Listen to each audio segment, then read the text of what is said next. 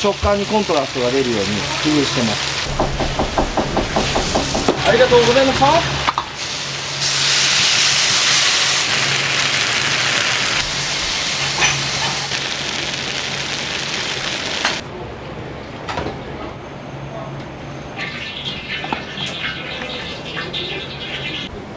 い、4番丹波です。担々麺ってこんな美味しかったんだなって思えるほど美味しくて、本当どれ食べても美味しいんでおすすめです。チキン南蛮もめっちゃ美味しかった。はい。いらっしゃいませ。はい、お願いします。ありがとうございました。またお願いいたします。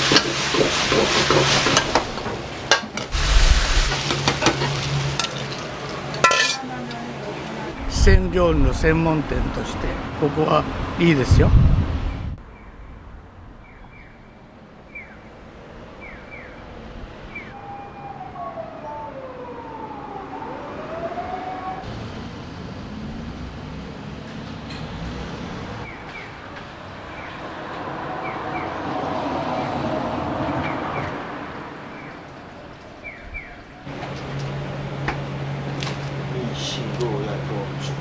お豆腐をずっと探してて、麻婆豆腐、そしたらまさか地元にあったというのでびっくりしまして、これで麻婆豆腐を作りたいなと思ってね。このお豆腐も完全な手作りなので、毎日毎日このコンディションが違うんですけど、そことまあ会話といいますかね、火を入れた時にふっくらと木綿なんですけど、そう舌触りが良くてふっくらと上がるんですよね。50人来るか来ないか、まあ、ちょっと暑いんでね、こういう豆腐のカット、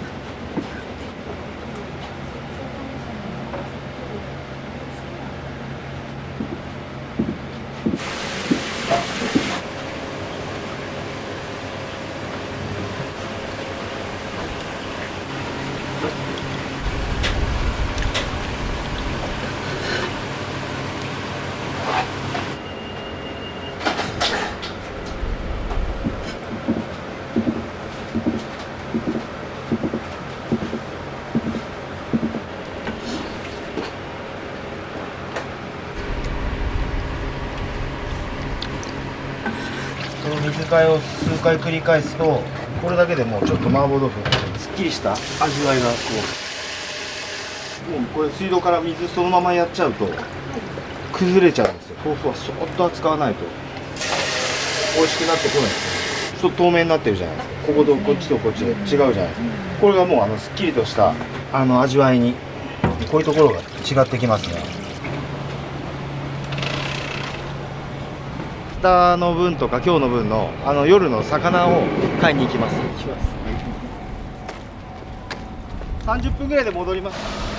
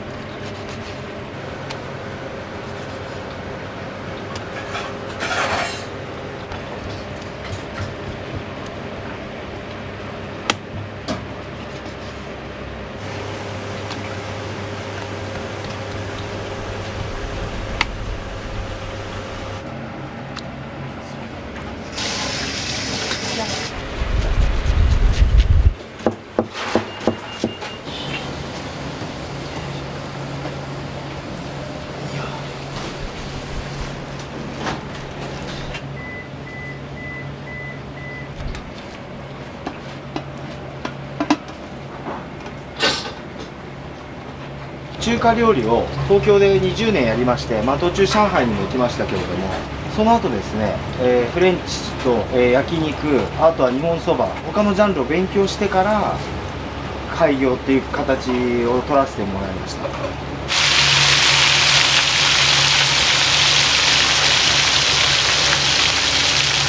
っちが粗挽きの、新潟県産の豚肉と細挽きですね。これをブレンドしてこう食感にコントラストが出るように工夫してます。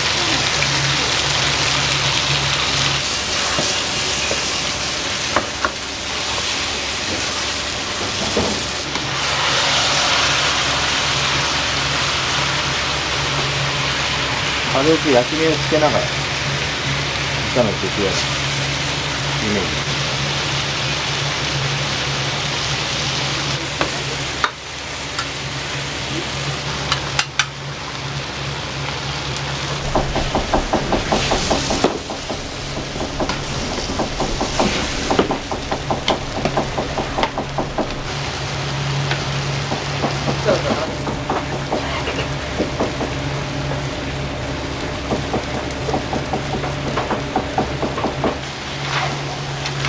担々麺の方はお醤油も使うんですけど、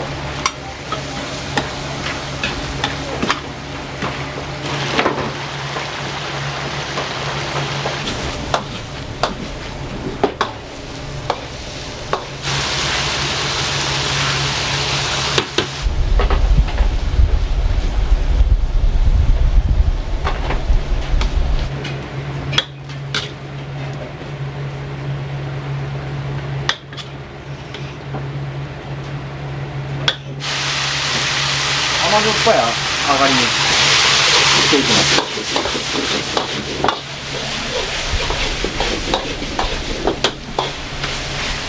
ちょっと甘辛い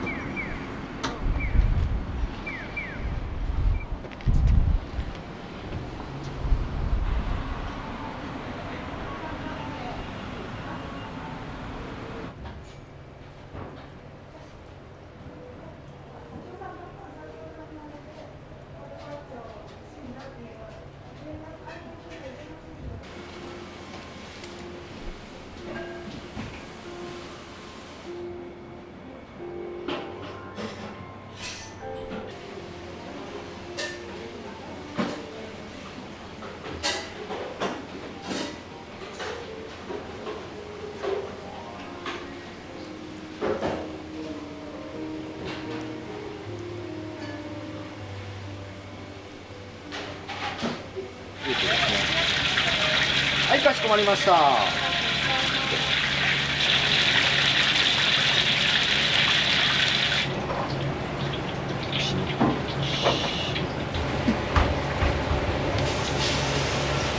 揚げ置きを絶対にしないということですね。オーダーが入ってから必ず揚げる。揚げたてっていうのはこだわってます。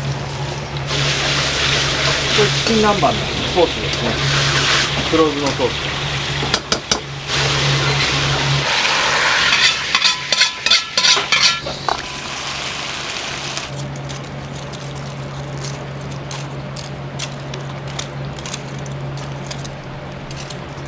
はい、ありがとうございます。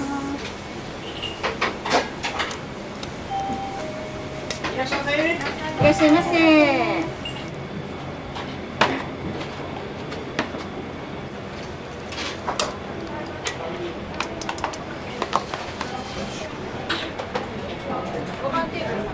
はい、お願いします。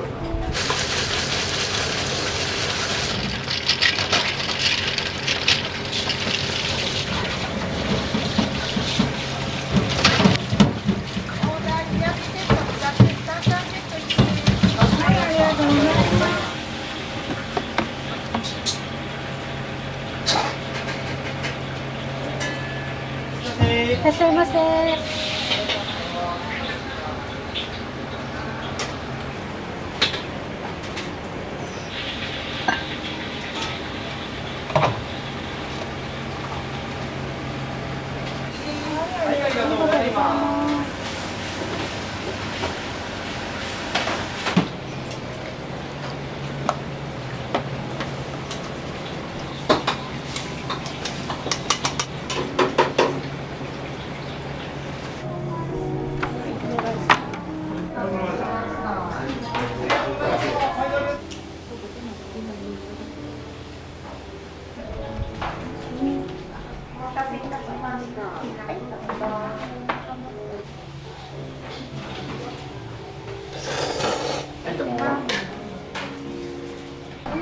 おられてるんですか？マスターが同級生なので、はい、で起きますね。はい、何でも美味しい。冷たいんで冷やし担々麺が大好きですね。麻婆豆腐も辛いけどやっぱり大好きで、いろいろ食いたいんでセットで食います。豆板醤2種類入るんですね、これ。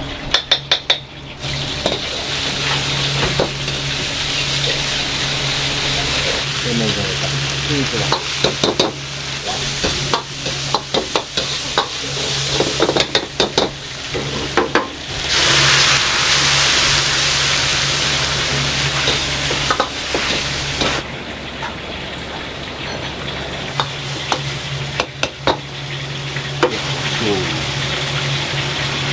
お砂糖、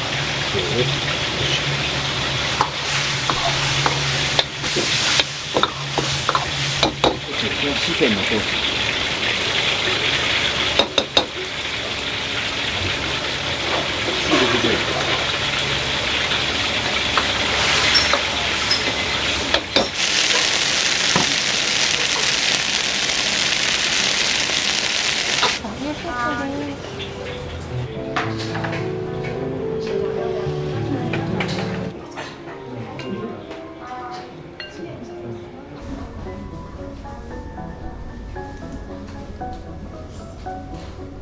麺にもこだわっておりまして、東京の観音製麺所っていう有名な製麺所あるんですけれども、そこから仕入れさせていただいております。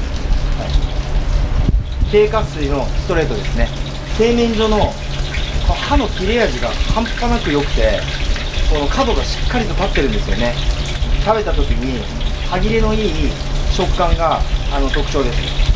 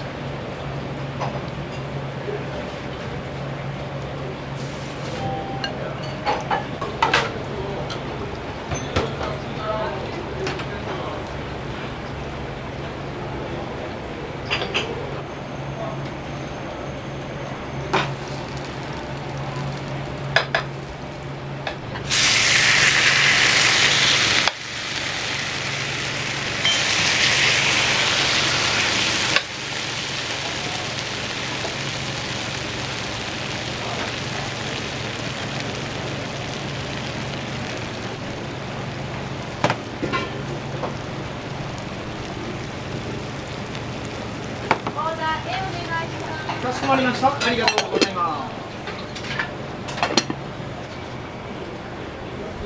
はい、4番丹波です。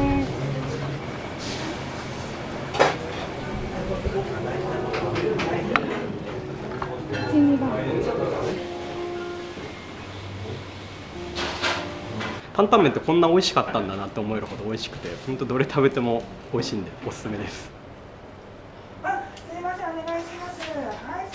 ありがとうございます。またお願いいたします。ちょっとでも鮮度が落ちたような状態だと、今日はもうレバニラなしで、冷凍物も使わないですし、もう本当にフレッシュにこだわってます。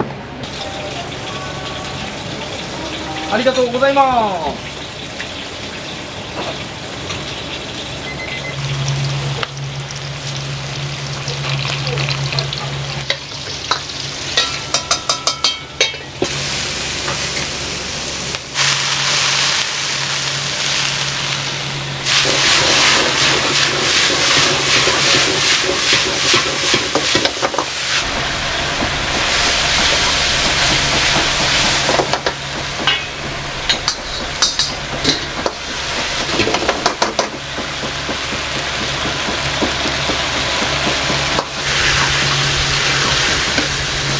いらっしゃいませ。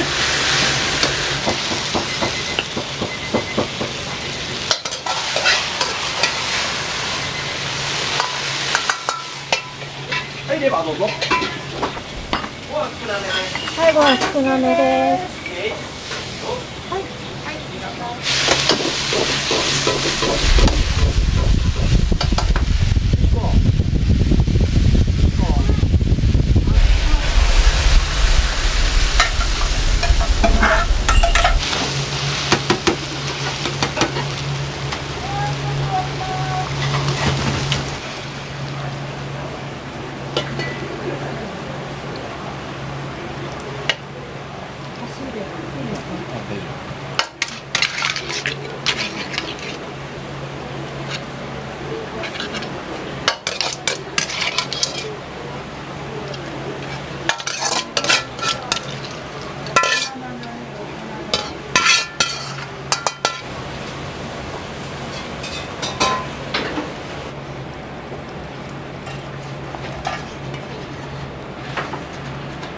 で桃子先生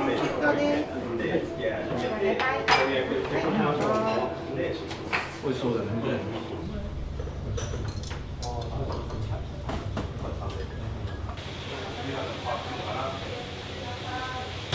はい、そしたらパンパンセットパンパンどうぞ。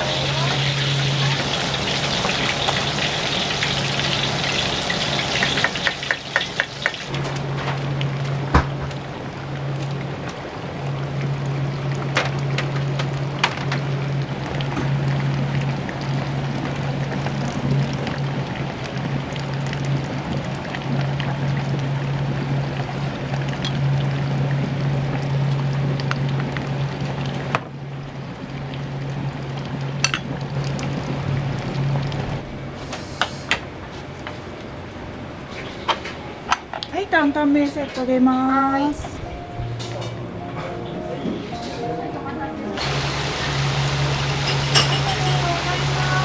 ありがとうございます。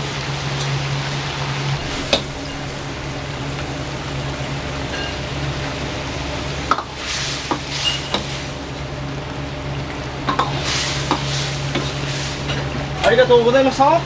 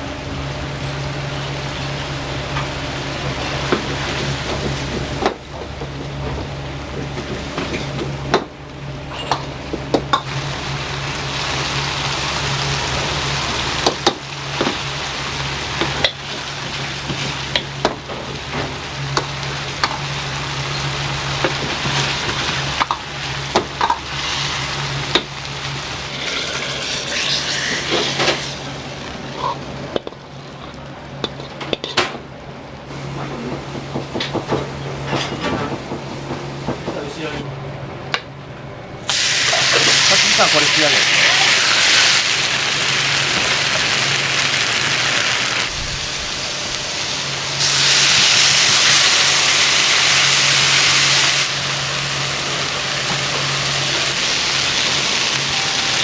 ありがとうございました。お願いいたします。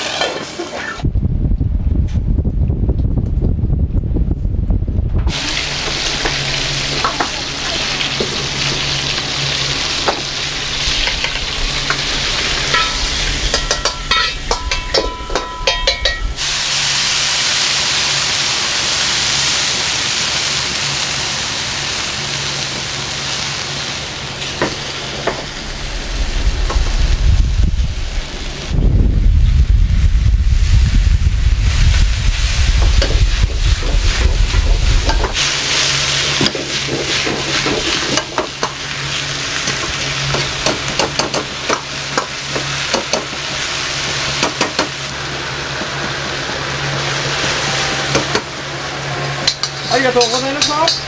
またお願いいたします。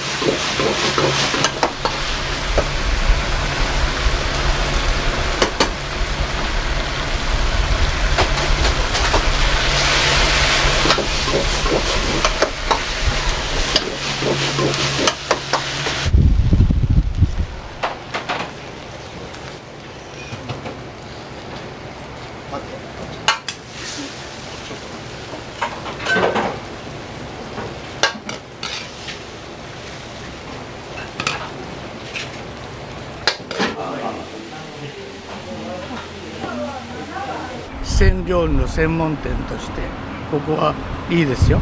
味はね、日本人に合わせた四川料理を作ってる。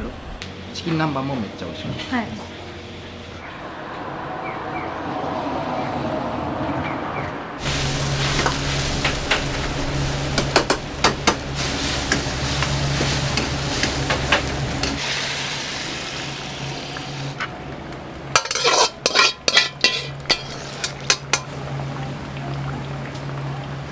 失礼いたします。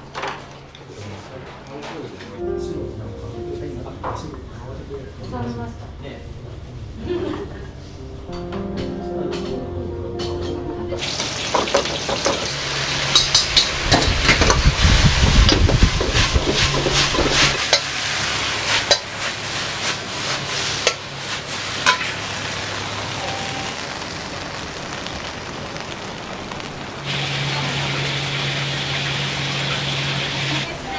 はい、ありがとうございます。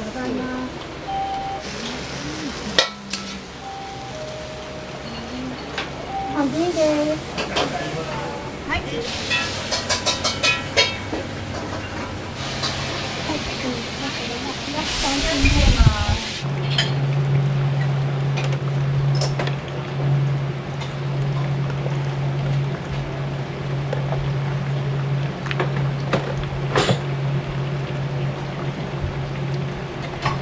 はい、どうぞ。はい。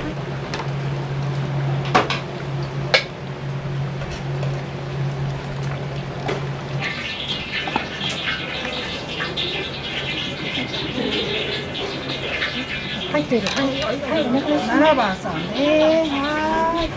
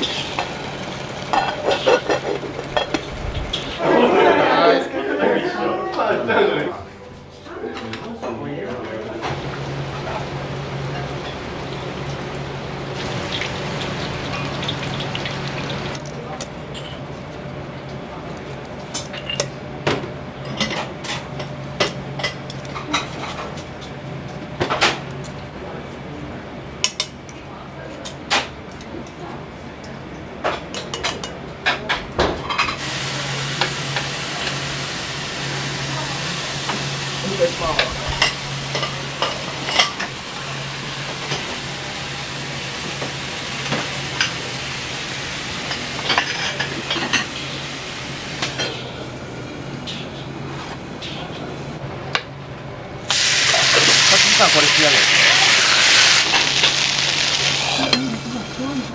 はい、これセットです。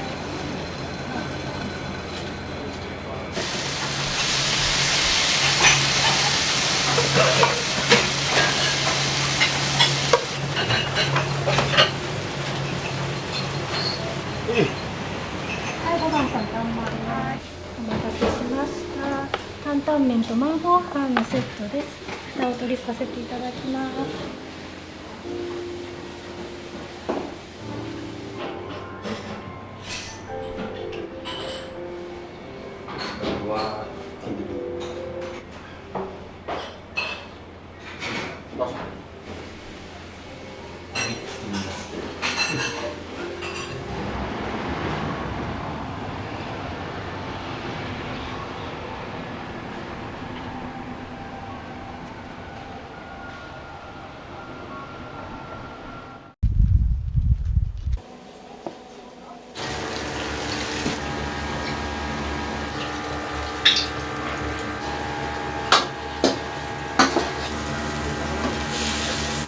はい、今日おもり。はい、どうぞ。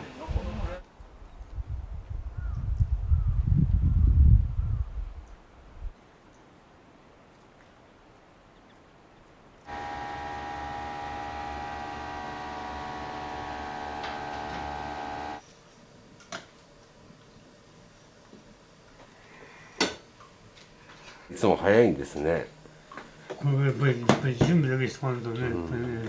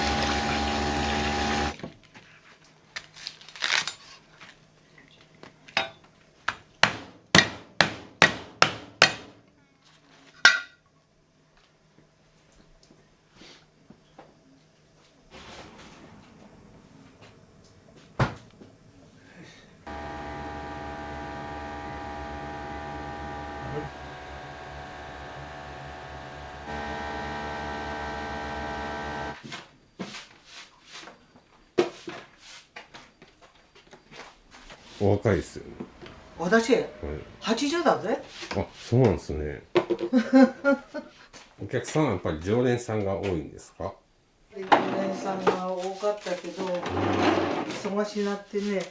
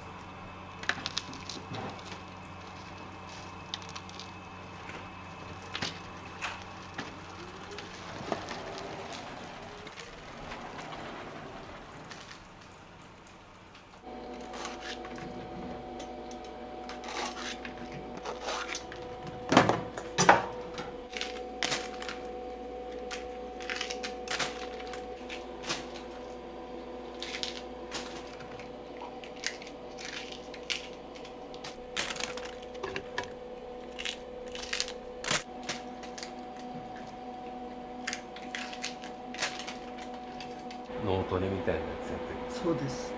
暇な時間にぼーっとしとるやんがな。休みの日って何されてるんですか？休み寝とる。ほとんどでご飯はなんか作らんなんからね。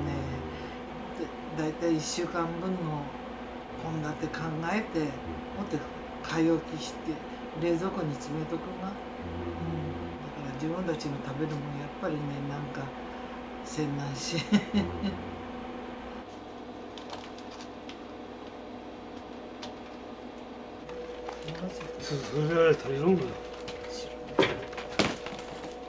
買いに行くもんのないよな。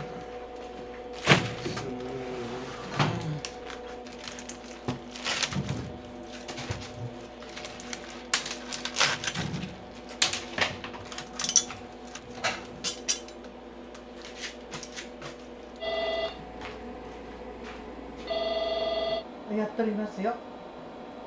はいはい、お待ちしております。はい、どうぞ。はい。チャーシューも作っておられるんですね。そうです。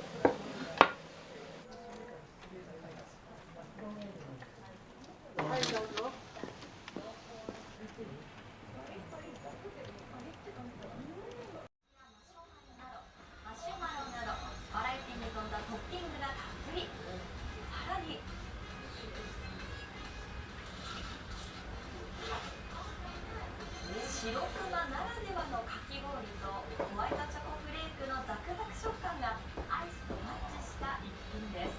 続いては今月4日発売、ハーゲンダッツメルティーチョコレート with カラメルクラッシュ。お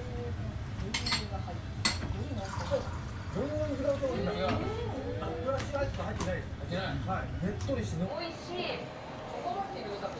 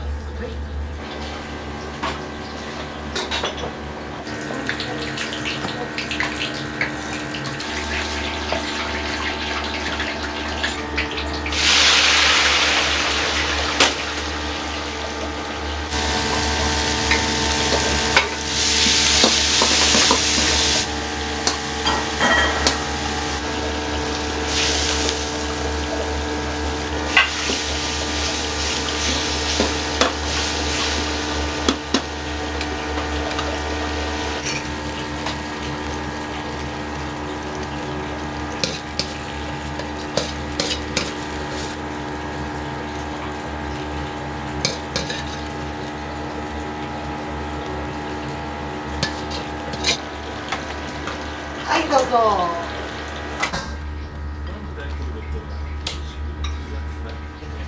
い了解です。もしもし。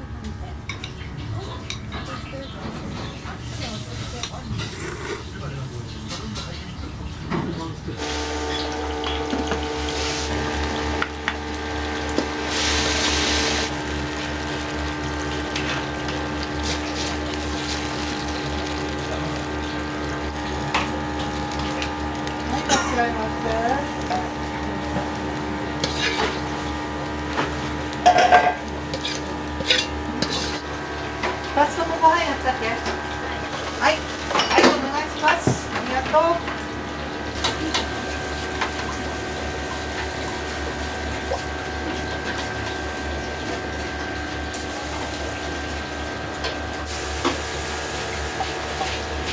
はい、お待たせ、ナス丼 B のお客さん。はい、お願いします。テイクアウトで購入したから。可愛かったですね。それに関しては特に予定は変わってないんですけども、ゆっくり、徐々に上げて上がっていくんじゃないかなというふうに思いますね。それは去年大体山本選手がそういうスケジュールだったので。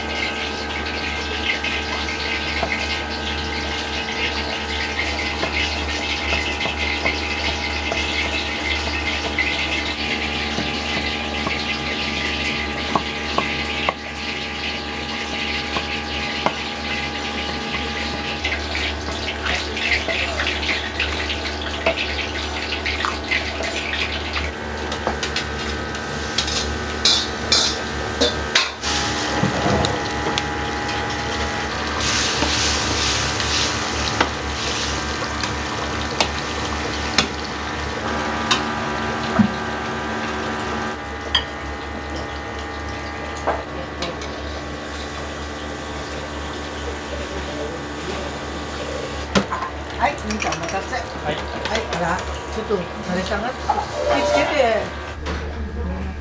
またお店で。はい、ありがとう。はい。はい、いらっしゃい。いや、今日初めて来ました。そうなんですね。はい、今日ちょうど仕事休みで、はい。どっか一人で行けるいいとこないかなと。お味どうでした？すごい美味しかったです。美味しかったですか？はい、いらっしゃいませ。お一人ですか？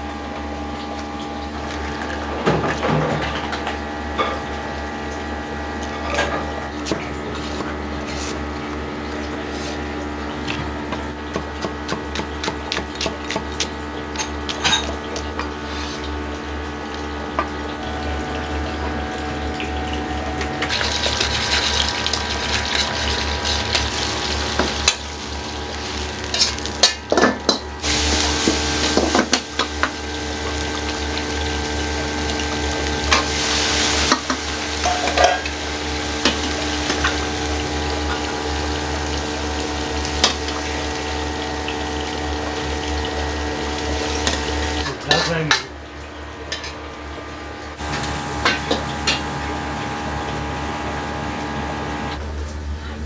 い、田中君。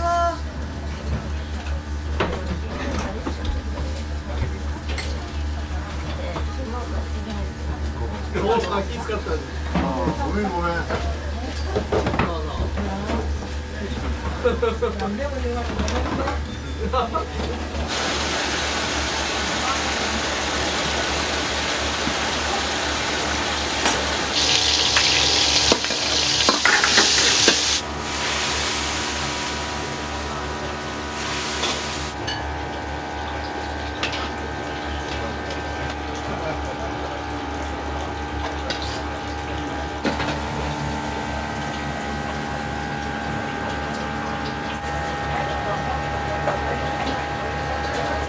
はい、夏ラーメンのお客さん。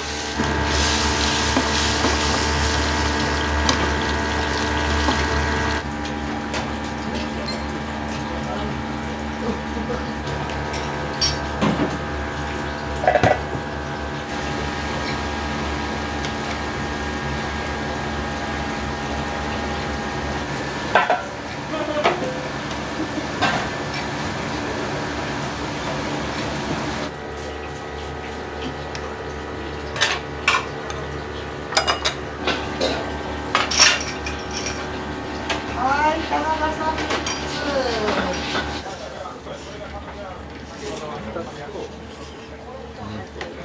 これしか食べたことないです。はい、はい、はい、持ってく。ほな、こっち置いて。ありがとう。ここ置きますよ。ありがとう。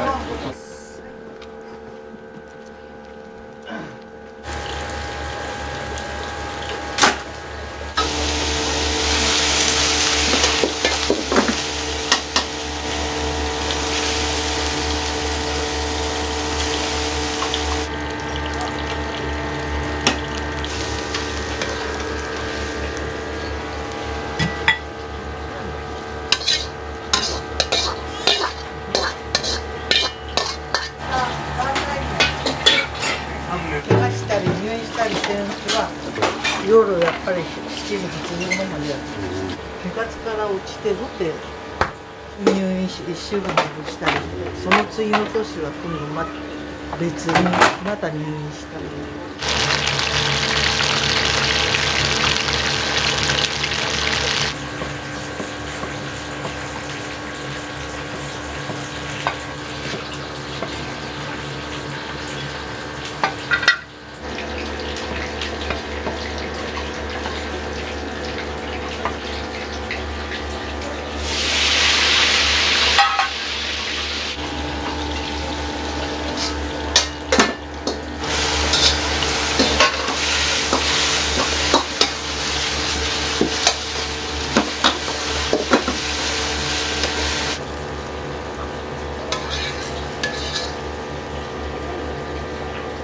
たできた。さっき食べとる？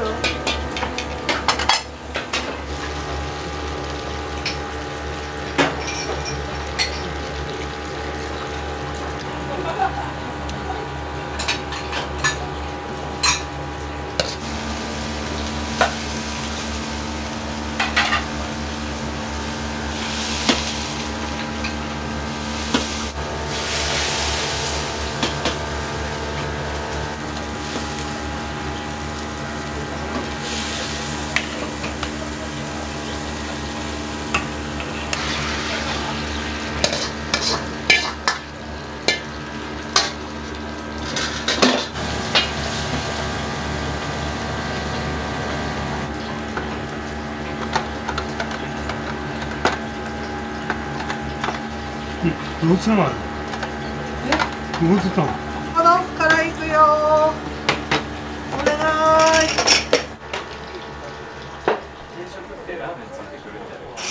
そうだっけ？あ、書いてあるわ。1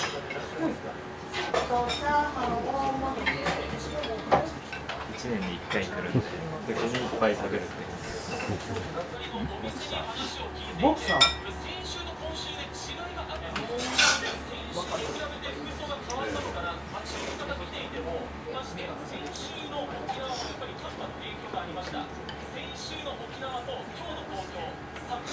やっと、また待ってますよ。はい、ありがとう。大谷選手からポルシェを贈られた、そういう話題になり、佐々木投手からお返しはありましたか？聞いたところ、終わってないよ。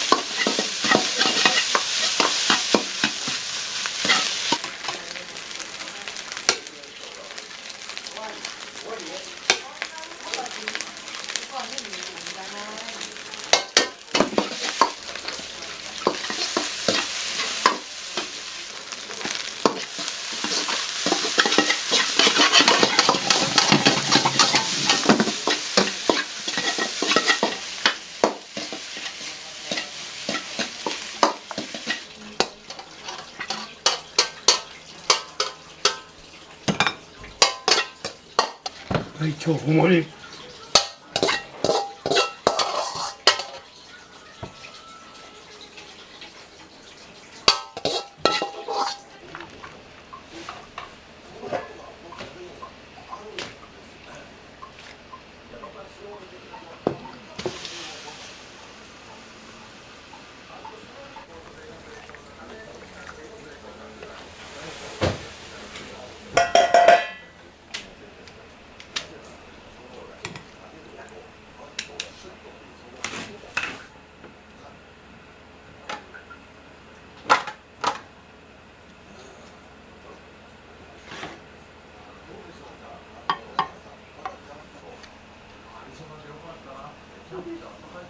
はい、どうぞ。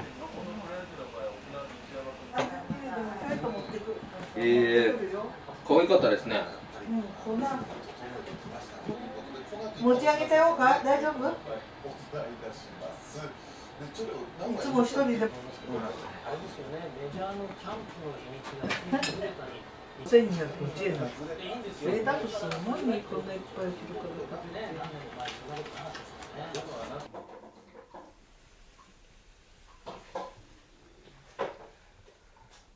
3年半かかって。あ、そうなんですね。全部聞いて全部作ったの。へえ。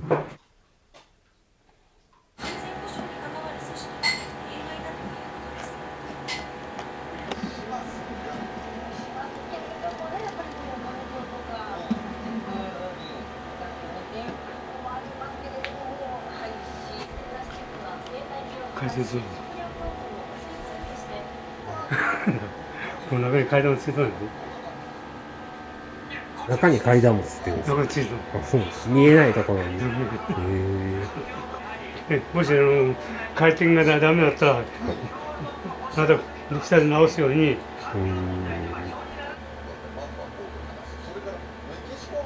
ありがとうございます。よろしくお願いします。じゃあ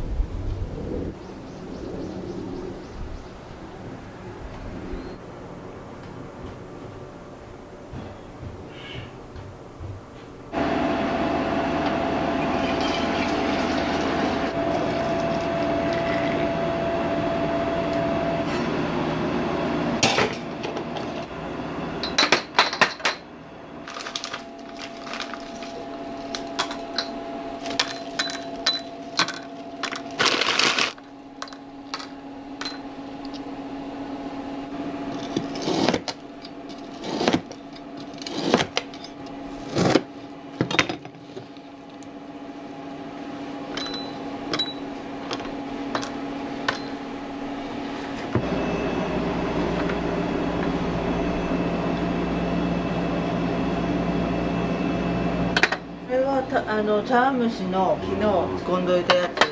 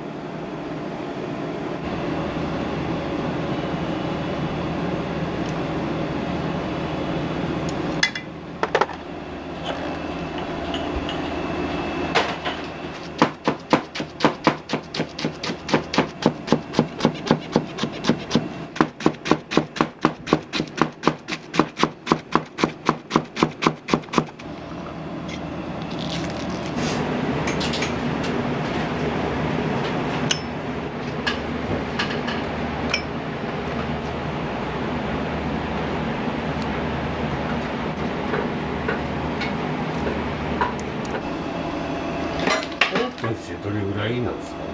去年の5月の31日にオープンした。その前まではアピアの方で営業させてもらってて。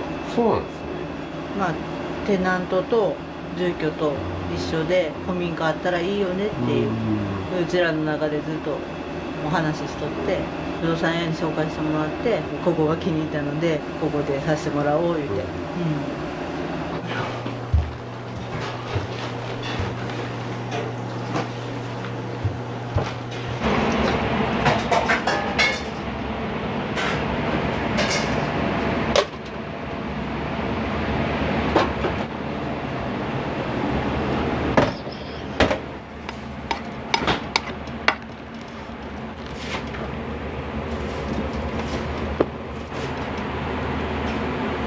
今からキャベツ切って唐揚げの段取りというか衣をまぶしたりなんなんで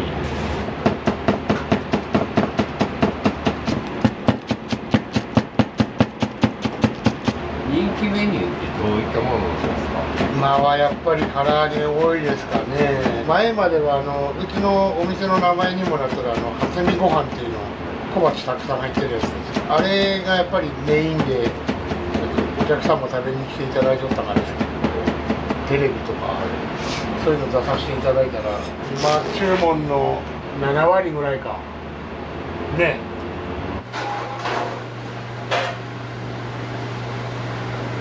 飲食長いですか。そうですね。まあアルバイトから入れたら30年ぐらいはやってもな。最初は飲み屋さんみたいな感じだったんですけど、そこでご飯作るようになって、そこから割烹行かしてもらったり、ラーメン屋さん行かしてもらったり、中華屋さん行かしてもらったり、いろいろお勉強させてもらいました。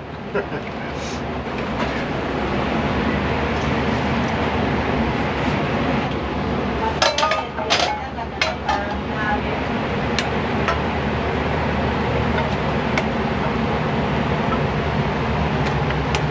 れお味噌汁なんですけど、昨日の晩にちょっと仕込んで作って、ちょっと濃いめに作っとんがですよ。それをこの当日ちょっとお湯入れて伸ばす感じです。そうすると味噌のコクが出るというか、まあアクも出るんですけど、アク丁寧に取ってあげると美味しいですよ。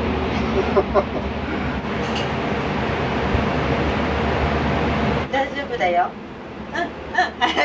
この3名でいいのかな。はい。お客さんってどんな人が多いですか？前まで年配の方とか結構おられたんですけど、今はなんか若い方も結構家族でおられるような感じで、まあどっちかっていうと唐揚げもでかいし、ハンバーグとかも1個120あって、それが3つついとるもんだから、家族とかカップル同士でなんか分け合いっこして食べられる方が結構多いので、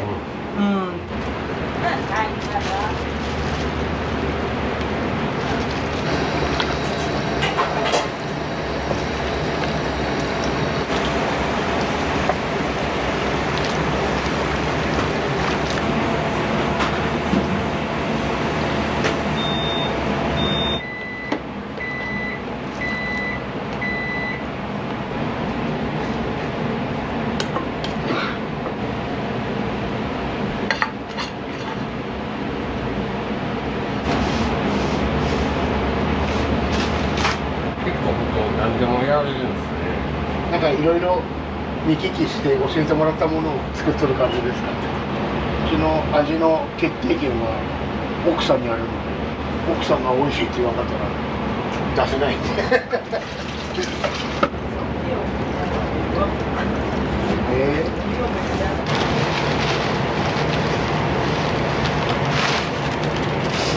本当削り節でしっかり取ってあげた方が美味しいんですけど、今時間がなくてなるべくそれに近づけた味には作っとはんですけど。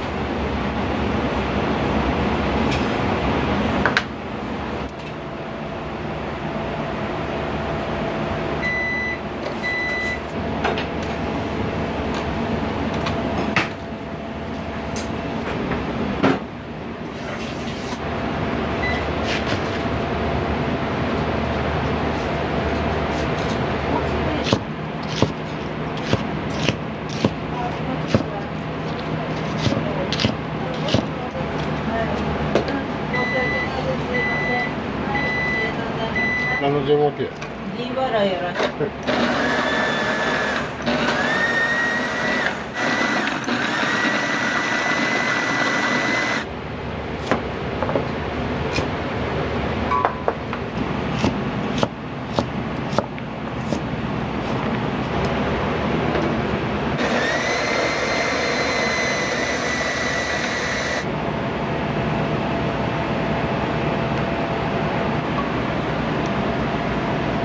ゴロゴロ野菜カレーも好きなんですけど、全部具が溶けちゃうカレーも好きで、最近ちょっと溶けちゃうカレーばっかりしますけど。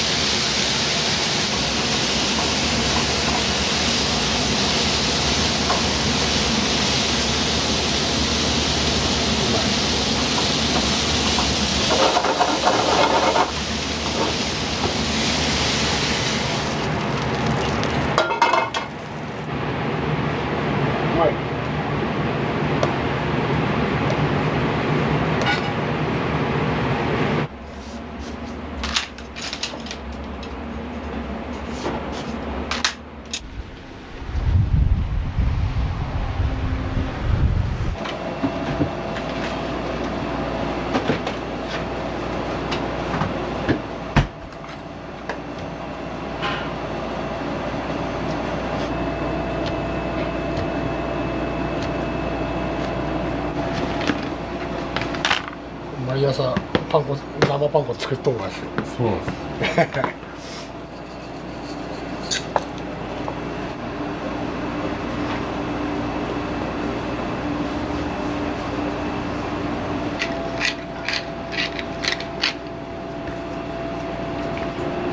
大丈夫ですか言って。あ、大丈夫ですよ。ただちょっと混み具合によりますよ。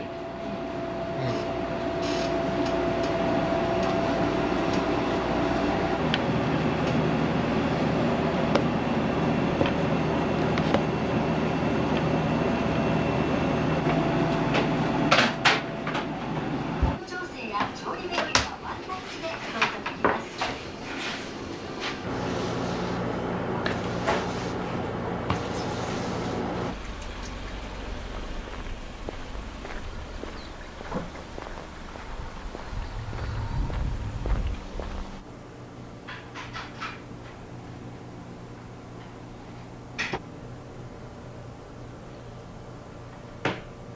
1000円以上値を上げています。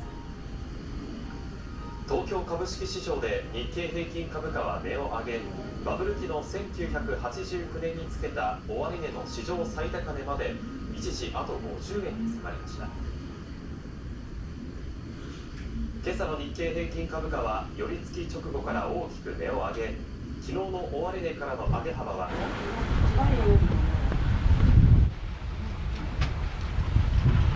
からのちょっとまだの時間をちょっと計算してあんまり大きくならない。ハンバーグ定食よりは。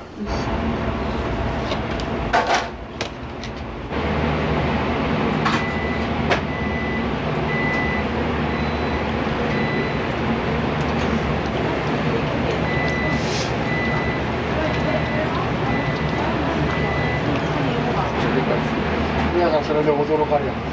これぐらい大きいと肉汁しっかりたまる。うまいです。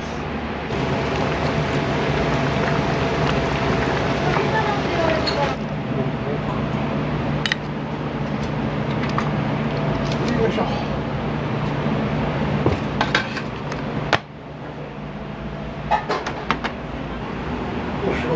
給料量見せてもらって、見せてもらって言われてもらった。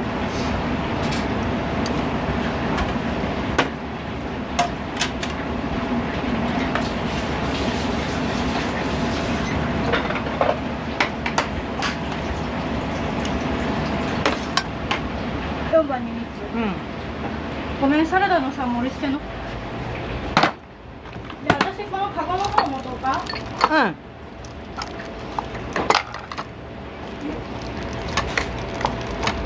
しました。今もう一つお待ちしますね。すみません、はい、ご飯食べ終わられたらボタンしてください。コーヒーお待ちします。はい、ありがとうございます。無理ですよ。コロナの時に。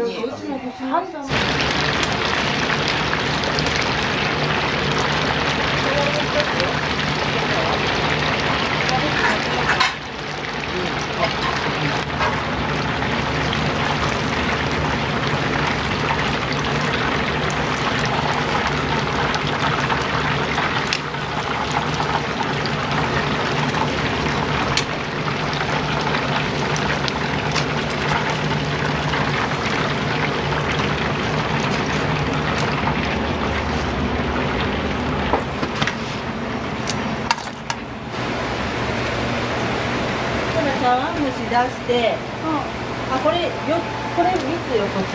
もういいだって。みんなそういうのまず食べないの。さあこれ。で、何品したっけ？コロッケ3つ。あ、コロッケ3つ。おつゆかな、唐揚げ。はい。回していて。はーい。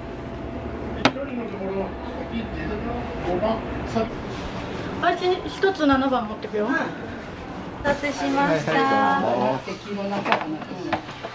飯またおかわりしてください。お疲れ様。ごゆっくりどうぞ。それはいいのかな。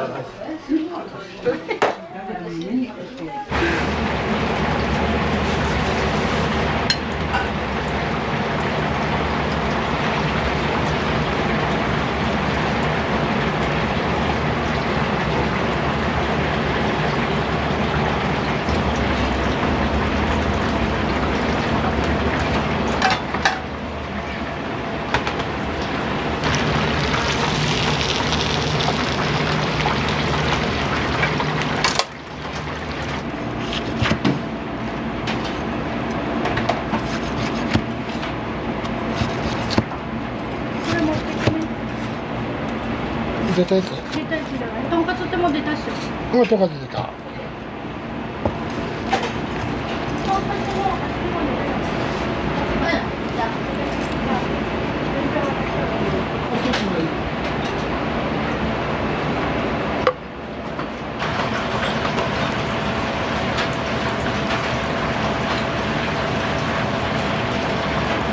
一個一個重さも重そうですよね。そうですね、大体160ぐらいかな。ちょっと肉屋さんにもお願いして、カットはしてもらってますけど、もう一人じゃ間に合わなくて。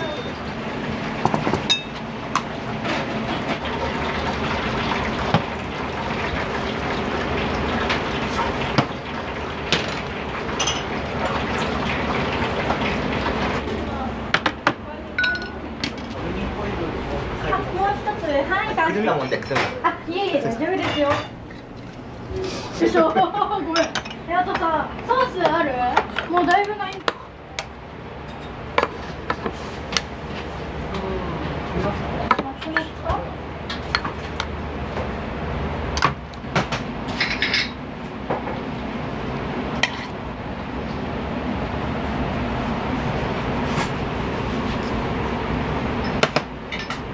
もう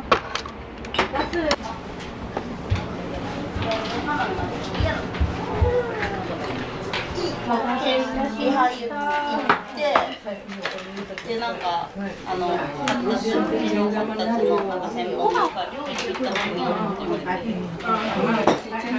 置いといたらまた別に。今日は全部そうしようかな。唐揚げ定食2つください。あ、2つで。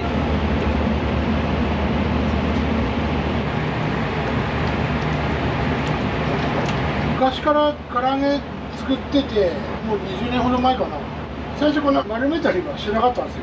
こういう感じでなんかポンと入れてた感じだったんですけど、もっと肉汁欲しいなとか、食感もっと柔らかいというか、いろいろやっていくうちにこういう形になったかなっていう。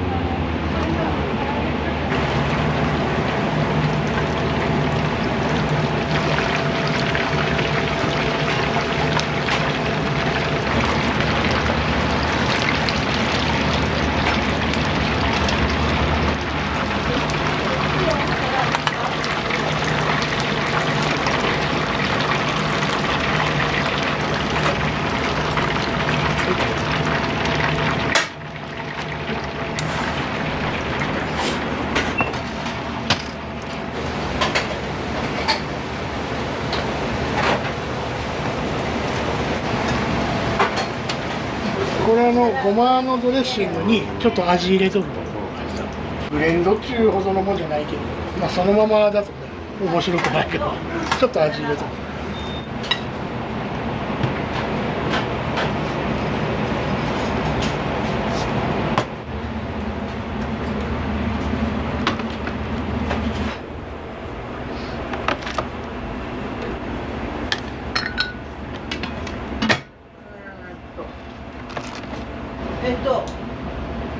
味噌汁今温めてます。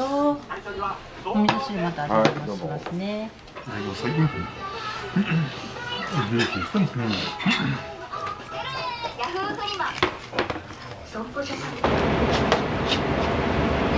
そんな特別なことしとんかねでも。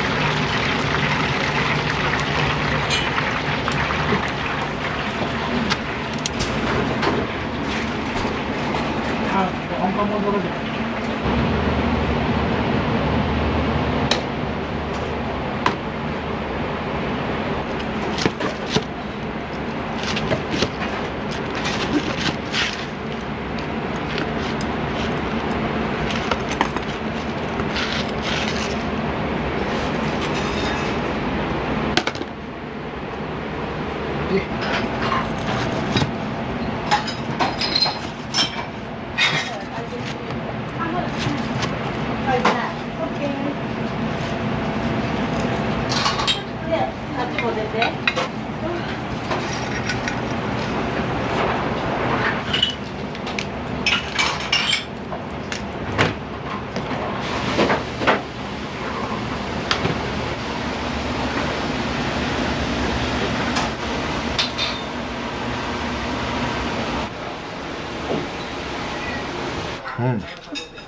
うまい。最高。ベリーグッド。それは裁判所側。完食していただいて。いい、ごちそうさまでした。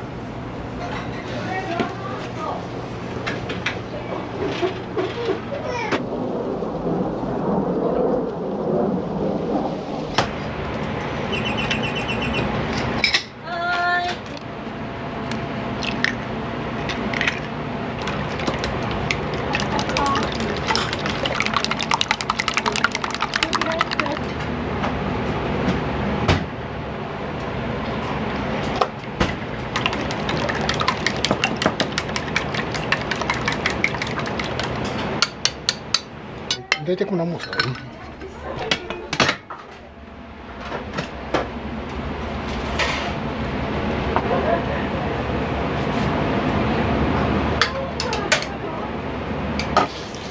僕の、まあ、うちの奥さんまだ YouTube とかちらちら見とる方だけど、僕がもう全然そっちの方疎く。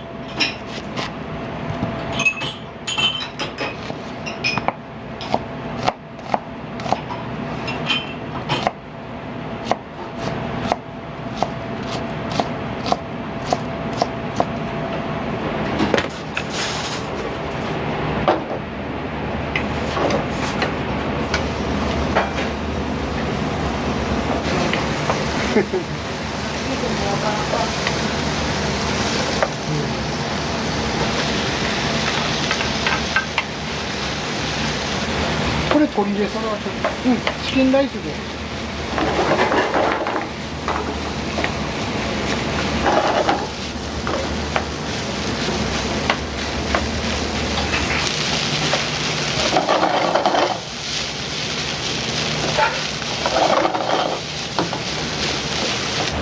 塩よりガラスープの方がいいかな。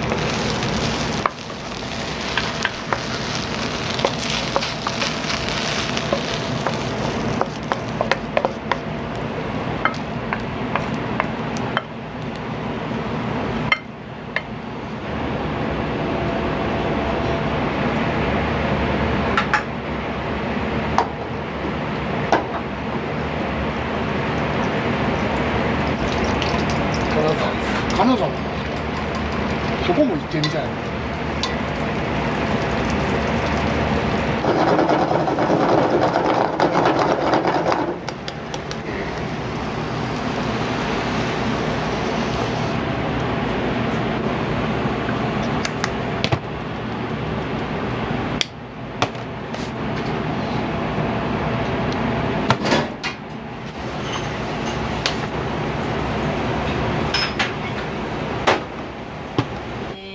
オムライスになります。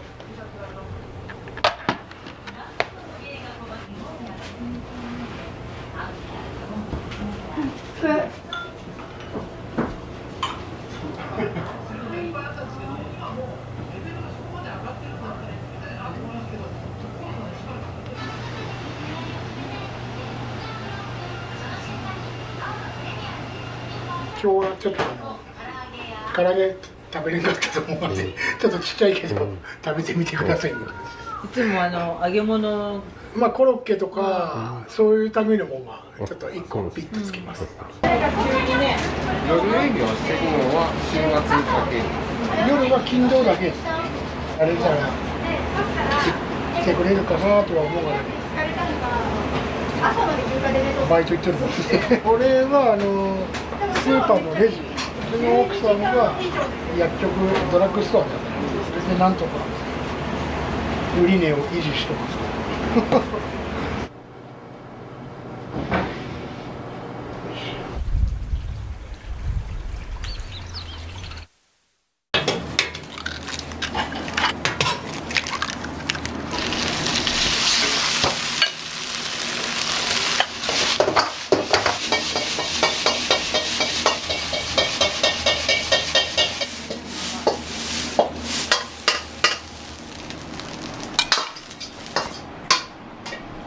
毎週来てます。カレーラーメンとか麻婆とか全部美味しいです。全部美味しいです。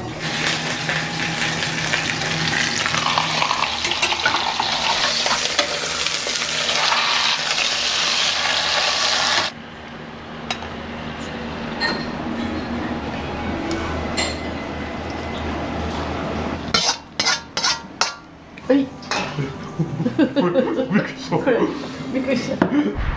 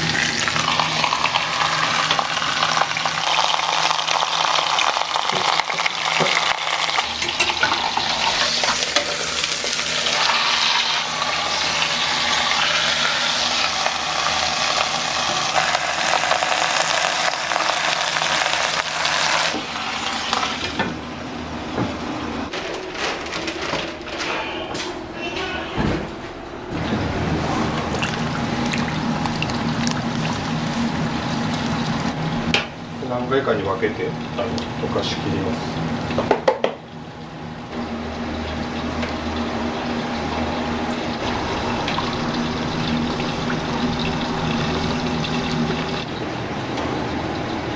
創業って何年ぐらいなんですか？僕が多分2歳ぐらいの時なんですけど、そうなんですね。もう50年近く、48年ぐらいなのかな。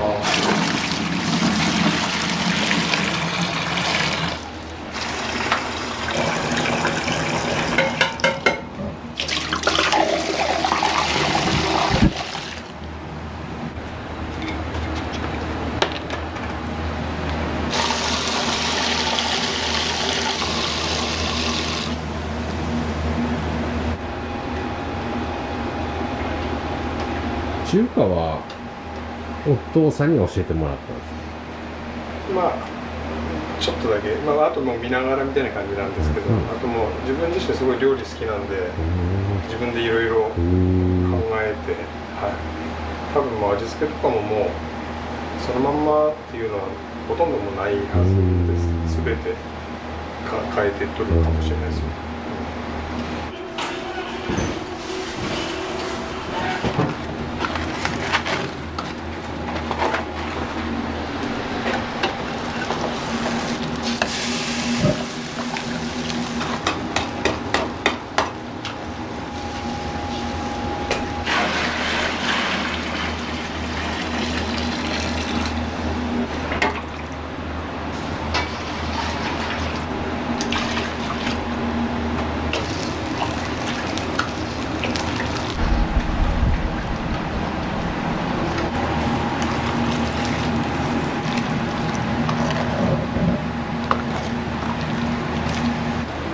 コマーシャルソングも作ったりしてます。あ、そうなんですか。へ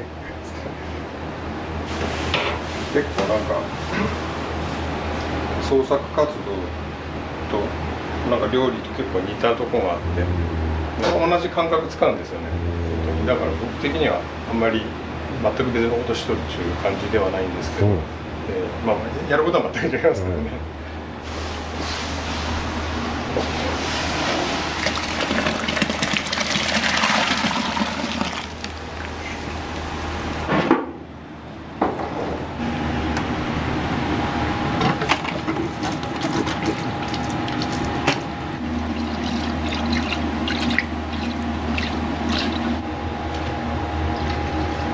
お願いします。よかったですか、声出して。はい、大丈夫です。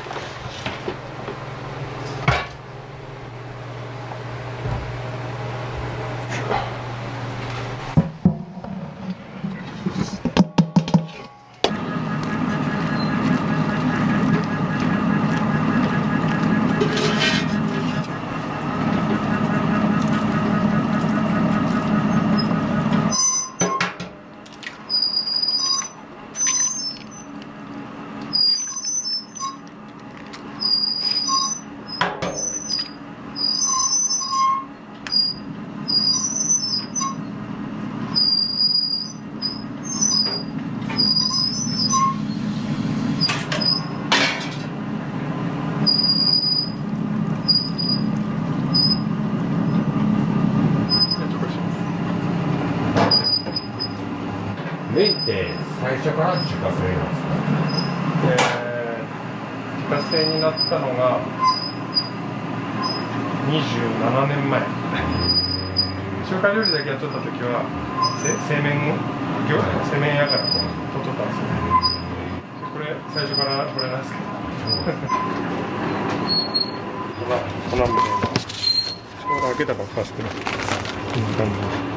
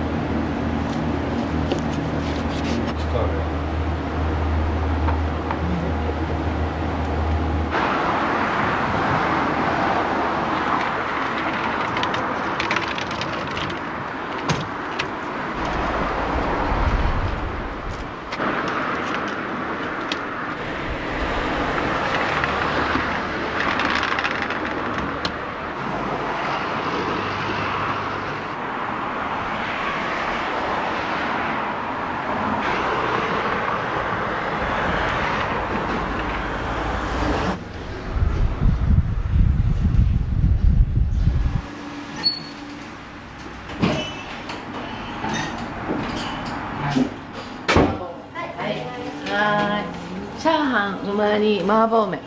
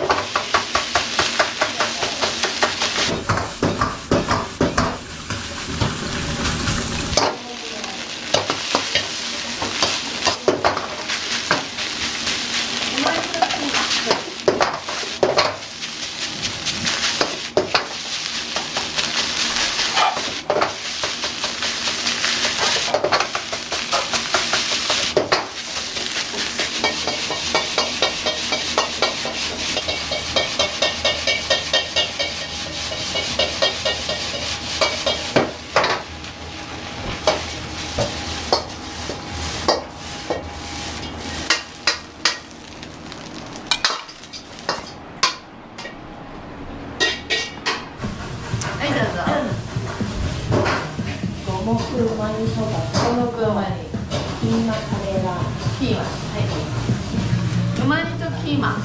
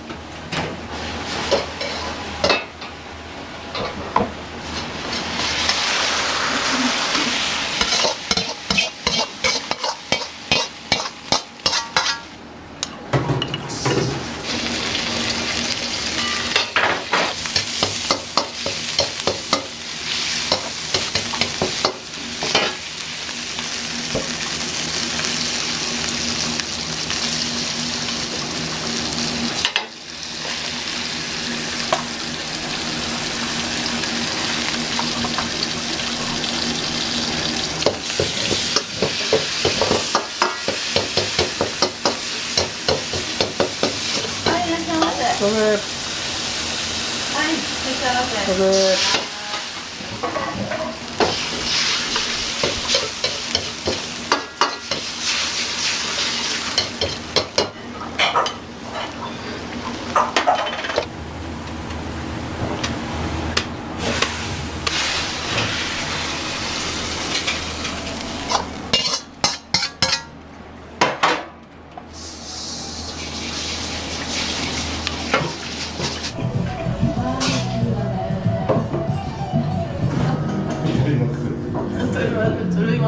札幌大と札幌大と餃子。はい、札幌大と餃子。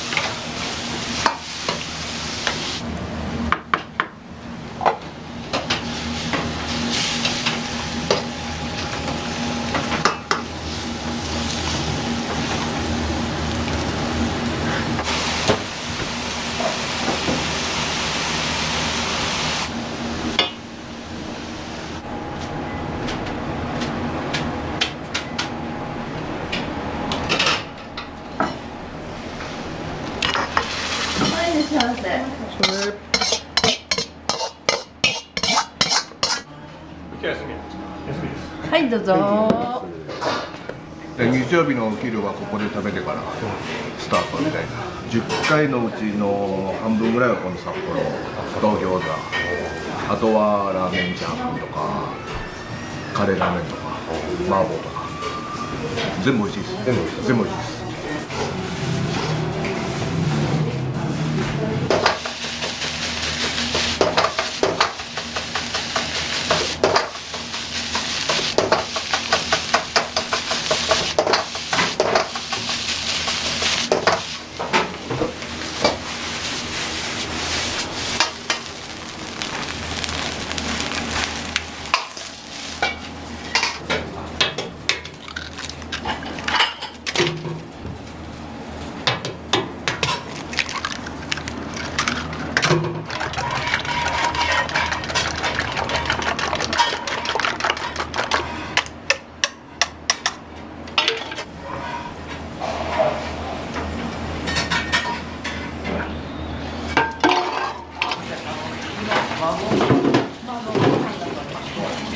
麻婆飯。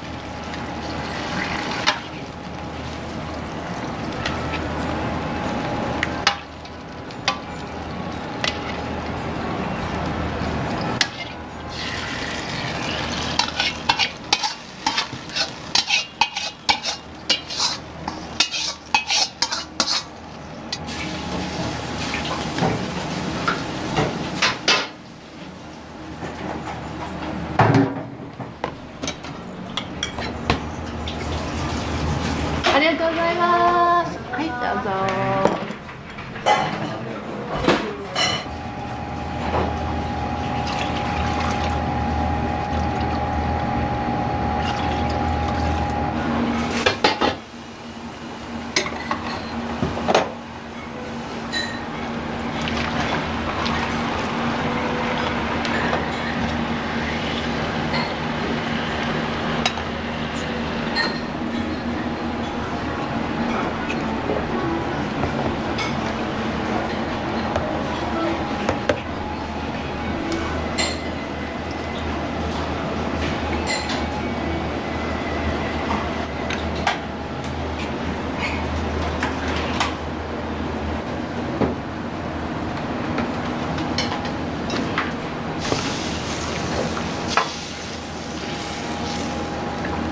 はい、ありがとうございます。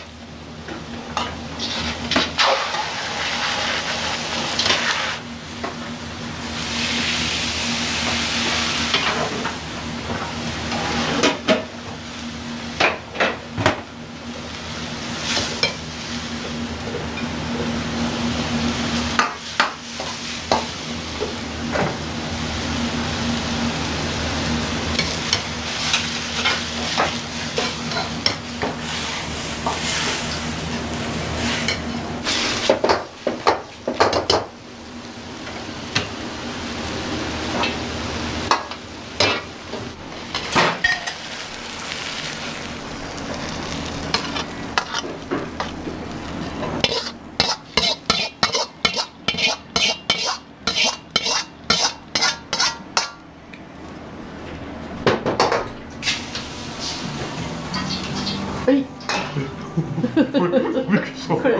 びっくりした。びっくりした。はい。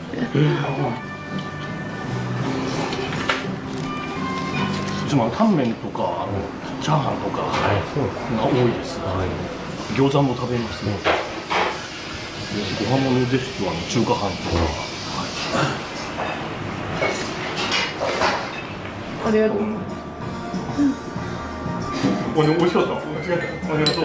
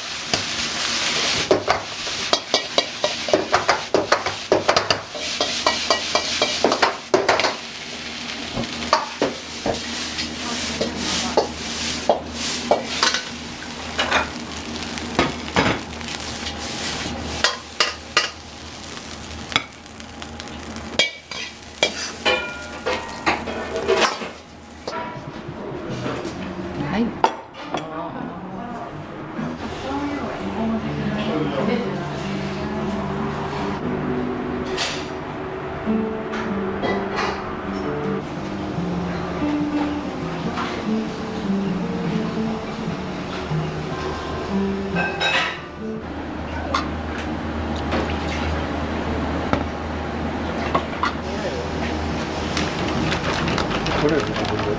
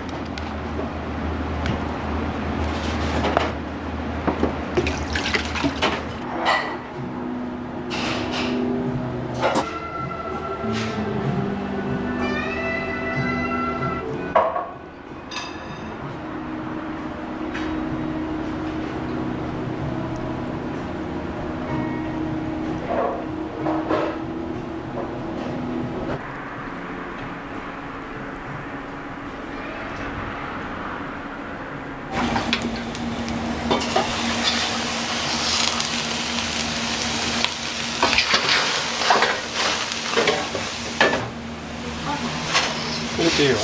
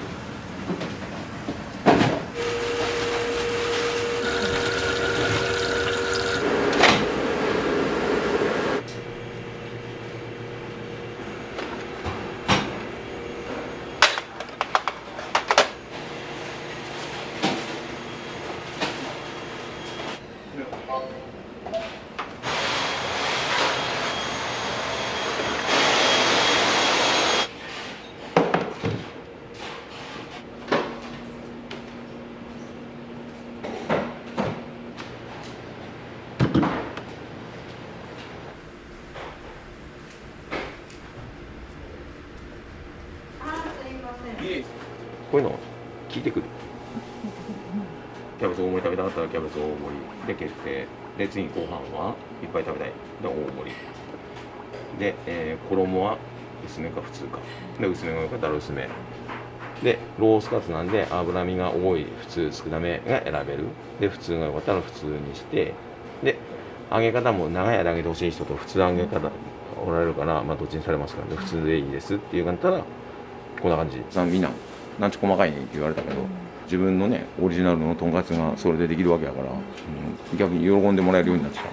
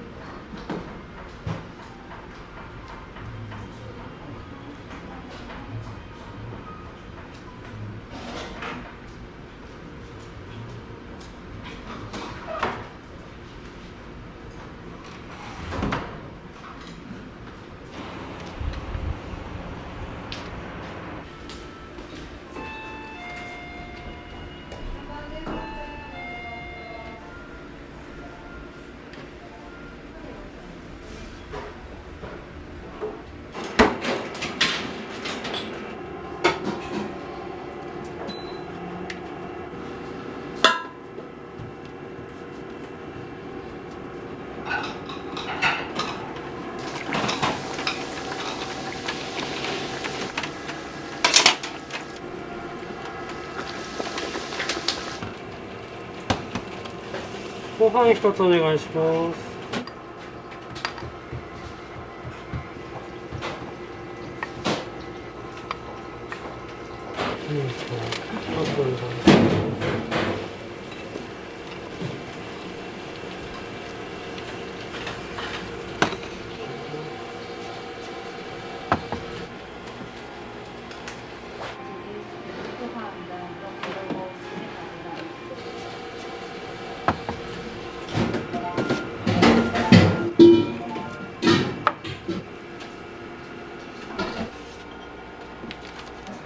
失礼します。ロースカツ定食中です。はい、衣薄で油。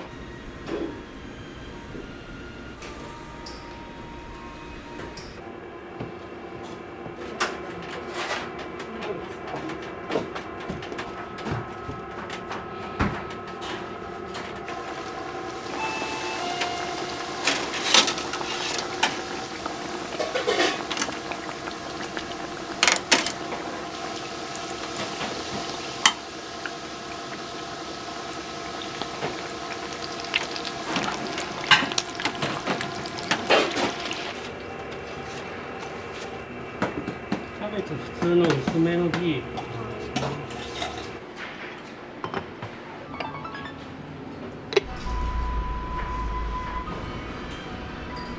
平日でしたらサラリーマンのお一人様のお客様とか祝日とかのお休みはご家族連れの方とか多くなります。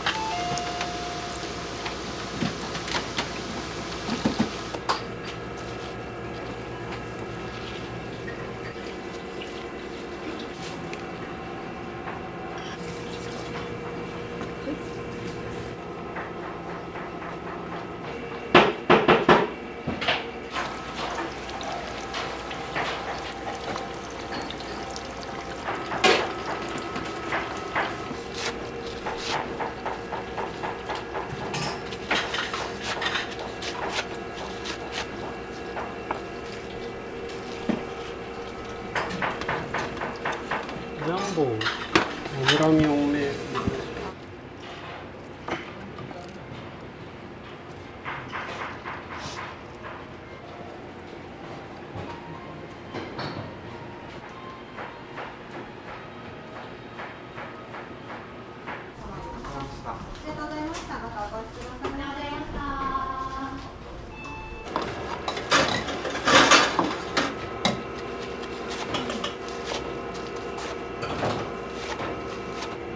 で、一つ目お願いします。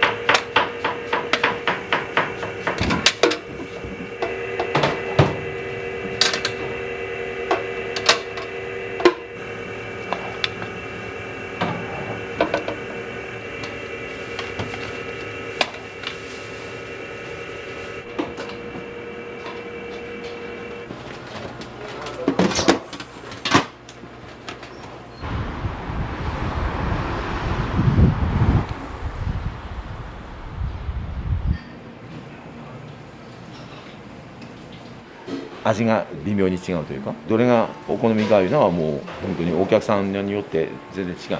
自分は X が好きとかロッパが好きとかイベリコ好きとかいうのがやっぱり言われるし、富山県産のこの黒豚いうのもこれはもう美味しいって言っていただけとるから、この辺はもう好みで好きなの。一番出るのはやっぱ6泊かな。やっぱり脂身の味が違うので、やっぱり一口目は塩で軽く振ってもらって食べてもらって、あと2口目は塩でもソースでもお好みでお召し上がりくださいって感じ。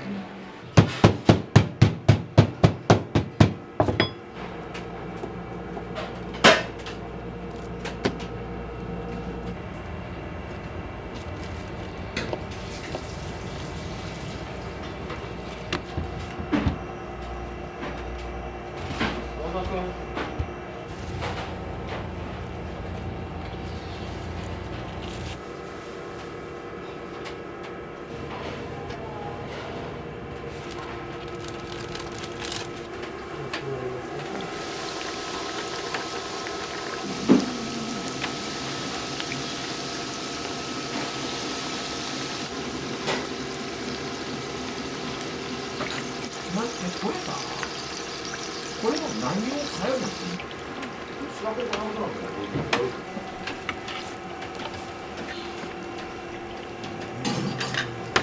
食べ小の C ランチ。C 食べ小です。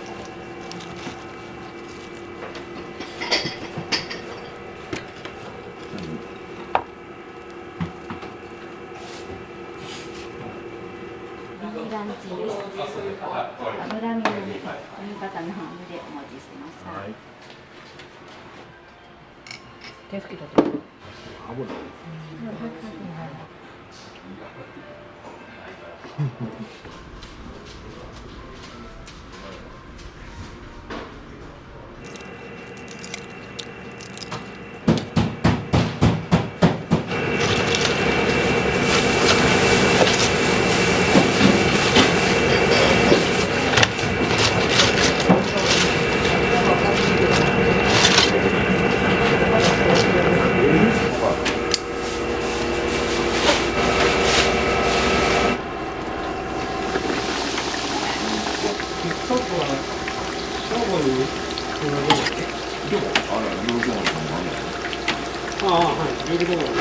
それ以外の表現がないんだよ。モンターミルフィーユ。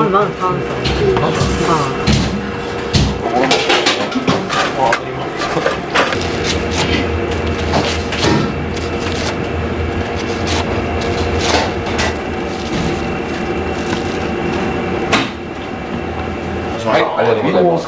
はい、ありがとうです。はい、はい、ご飯とキャベツはおかわりができます。はい、ところからまたおかわりおっしゃってください。わかりました。はい、では昼やからもう。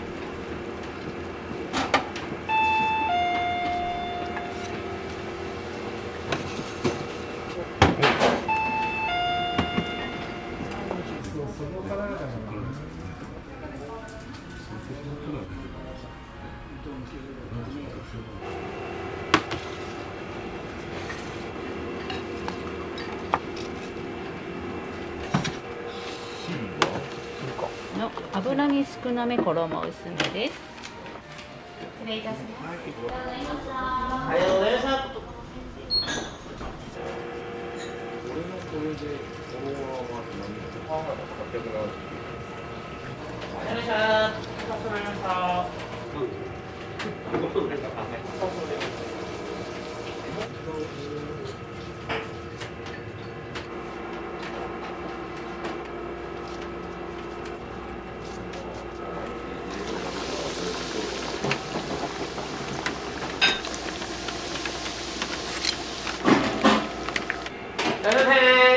いらっしゃいませ。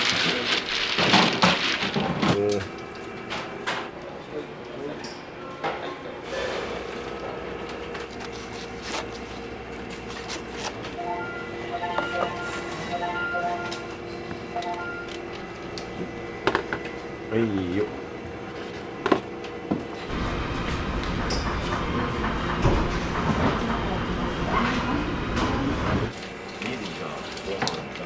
いらっしゃいませ。はい、お疲れ様です。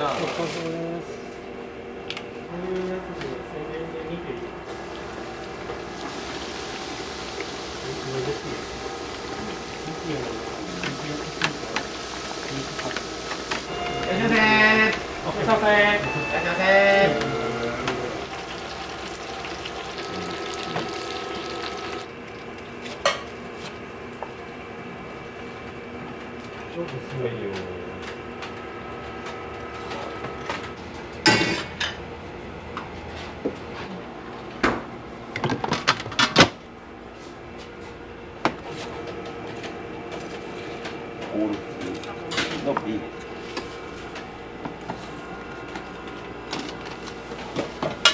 お願いします。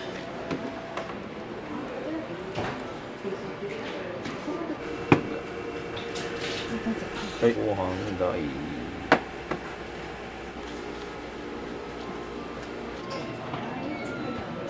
ご飯。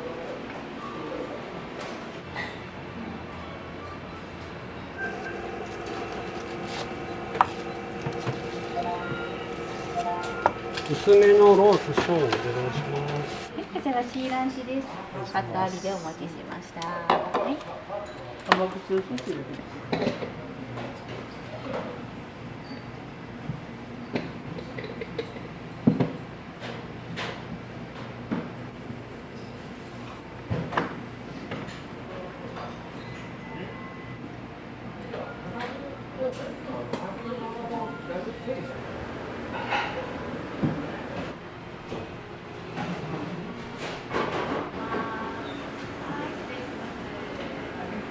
ありがとうございます。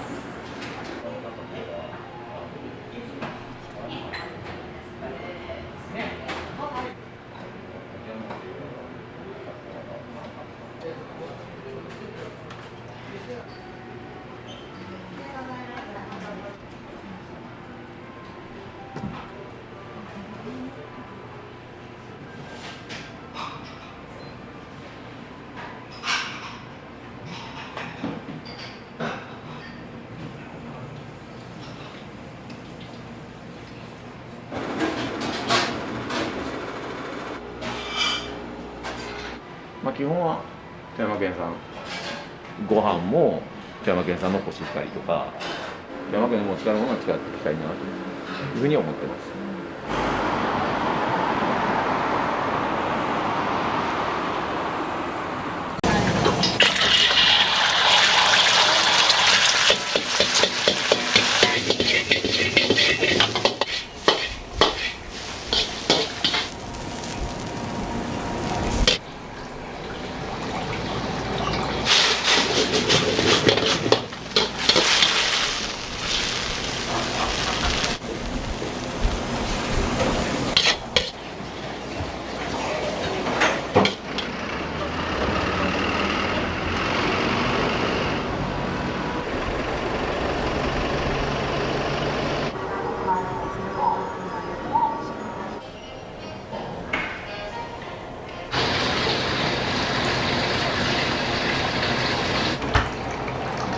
先輩なんで。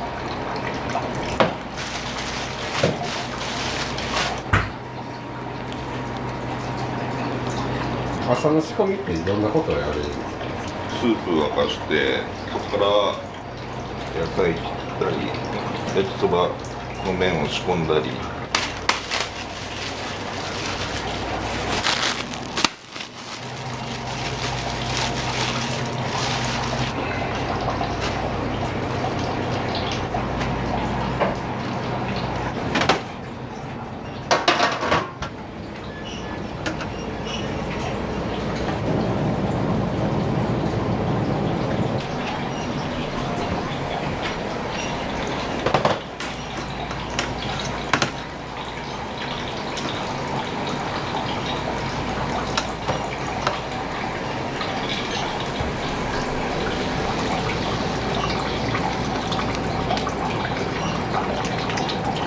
20分蒸すっていうのが結構ポイントです。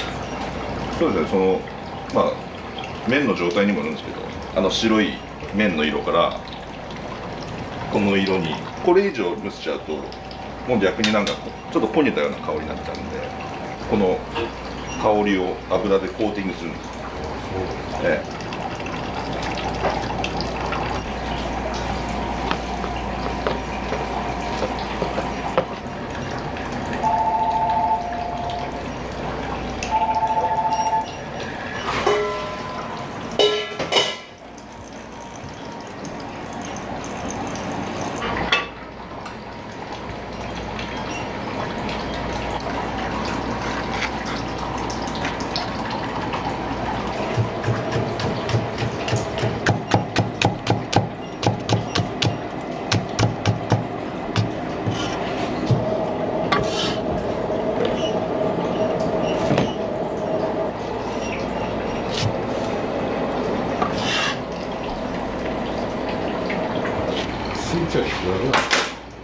190ぐらい。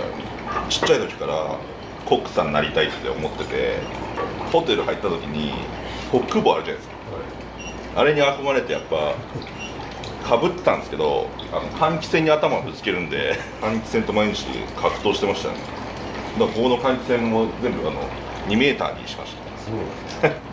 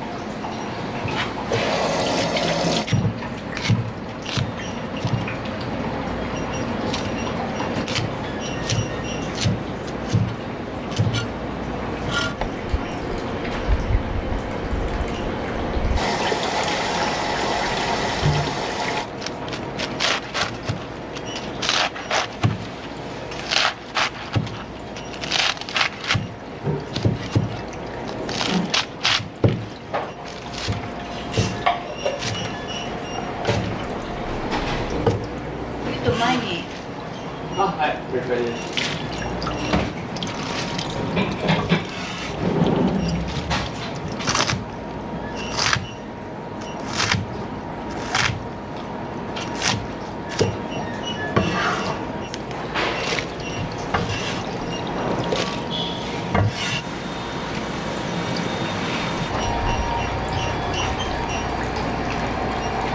最初鍋で作ってたんですけどガス代高くて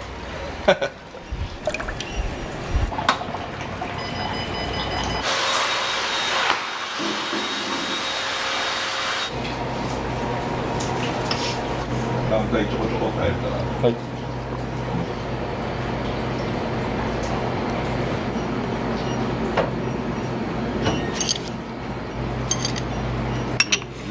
量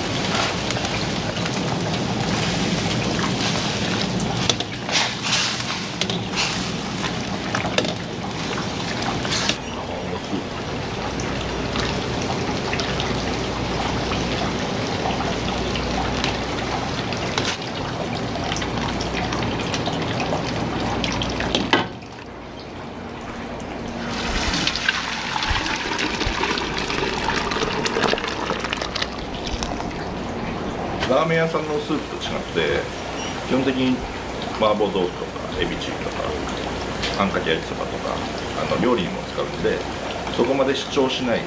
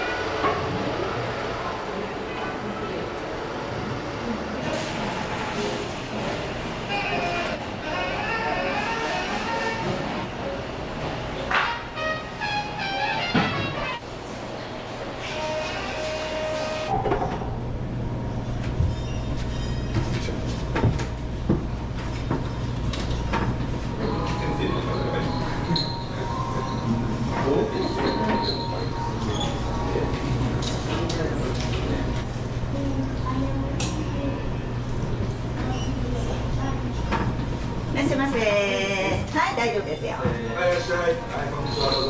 日6時間に遅れと3番の単品です。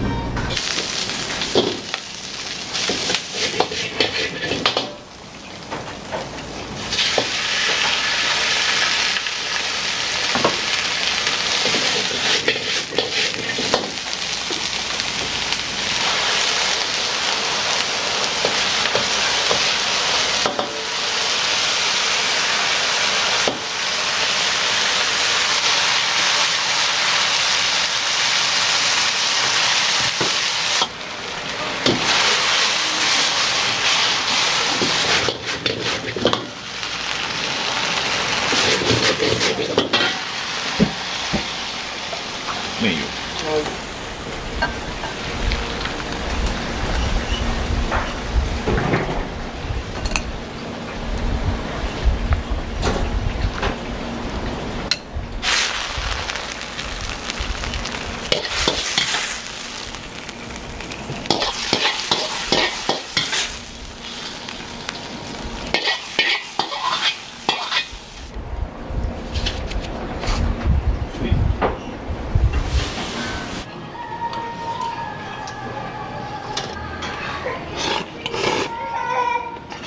よく来られるんですか？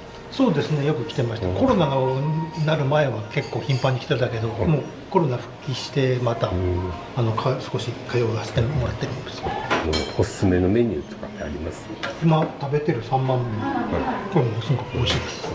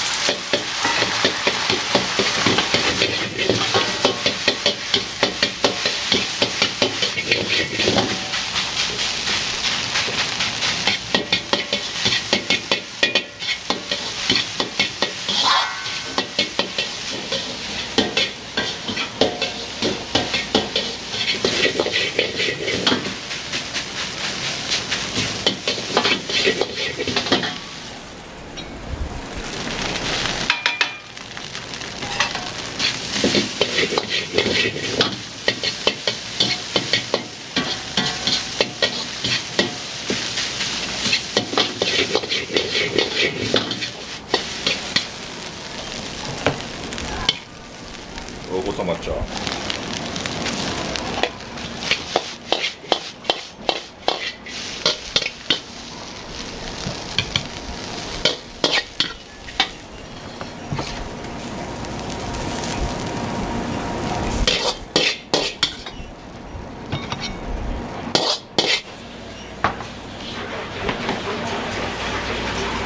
失礼します。ミートレタスのチャーハンです。ね、お椀に入れて食べたい。こっち、はい、かしこまりました。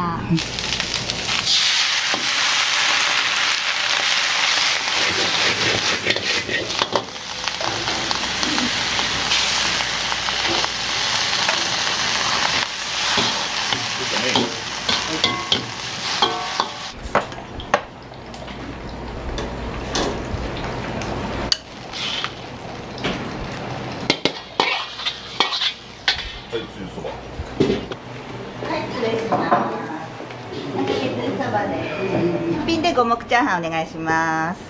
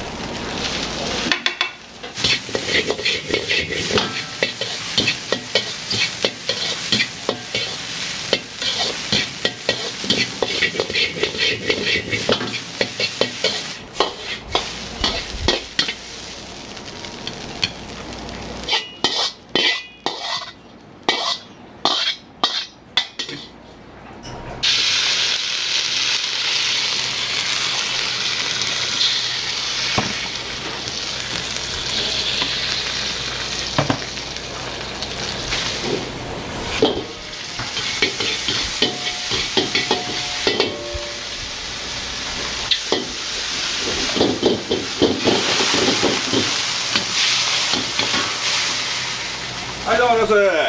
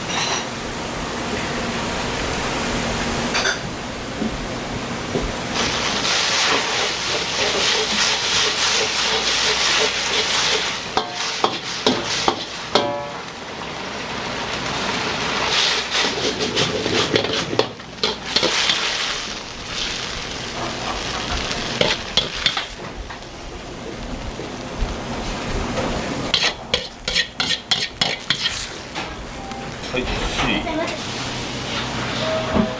たします。このかかき焼きそばのランチです。かかき焼きそば。はい。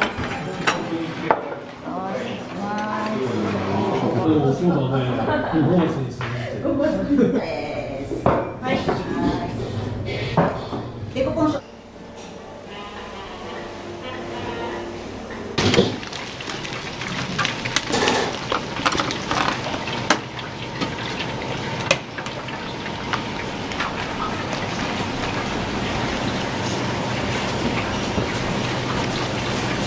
マンゴーとエビチリと寒天と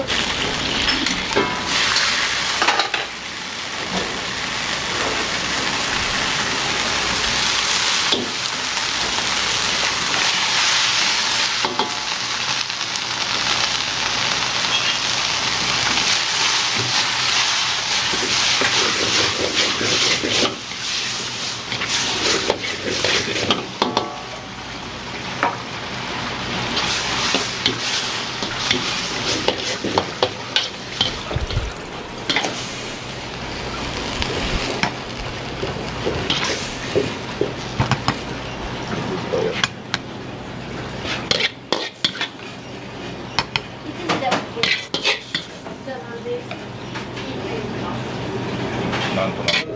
酢豚と油淋鶏です。急坂置いてくる。酢豚と野菜炒めです。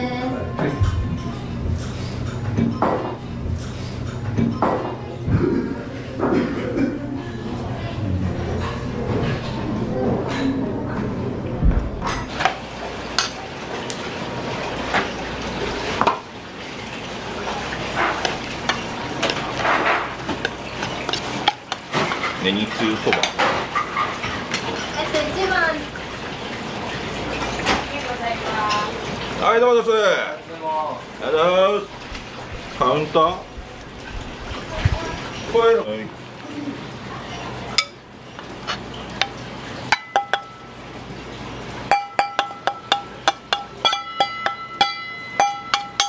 い、ネギそば。はい。はいよ。はい。鶏そばは。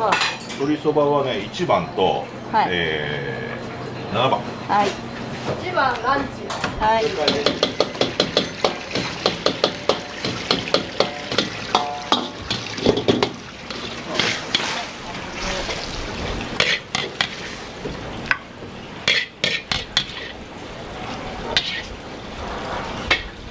じゃあは7番。7番。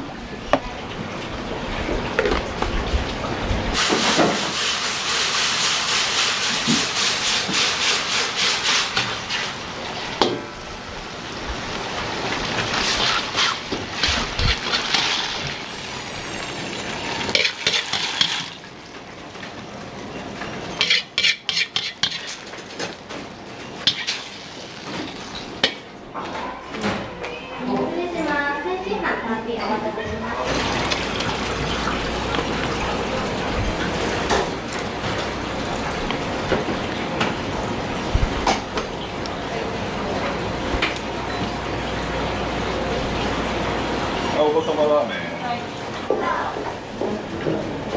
お子様ラーメンです。森さん。はい。薬味の方お好みで入れてください。ありがとうございます。ありがとうございます。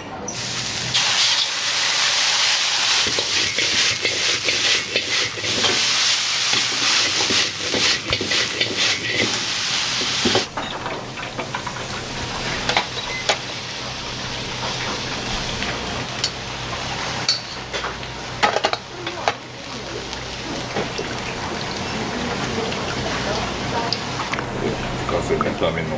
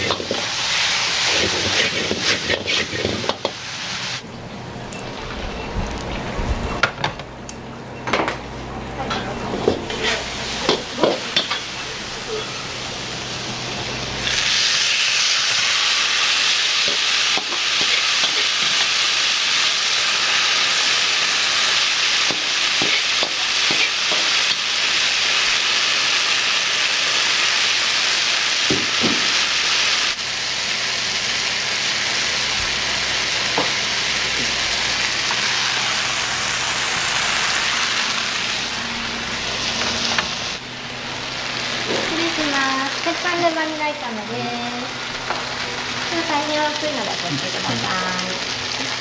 失礼します。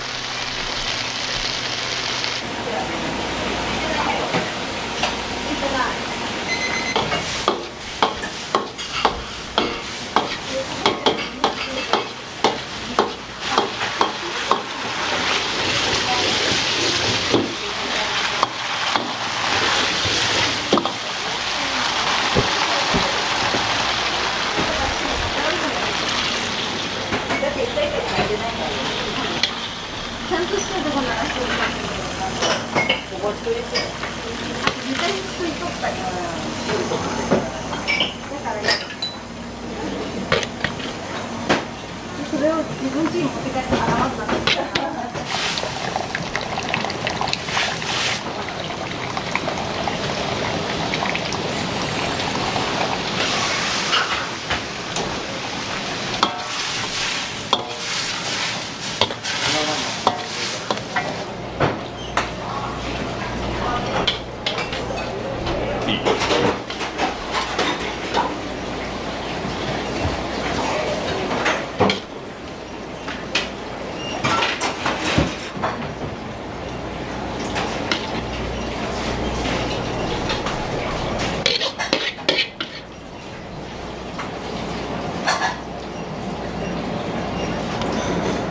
ピー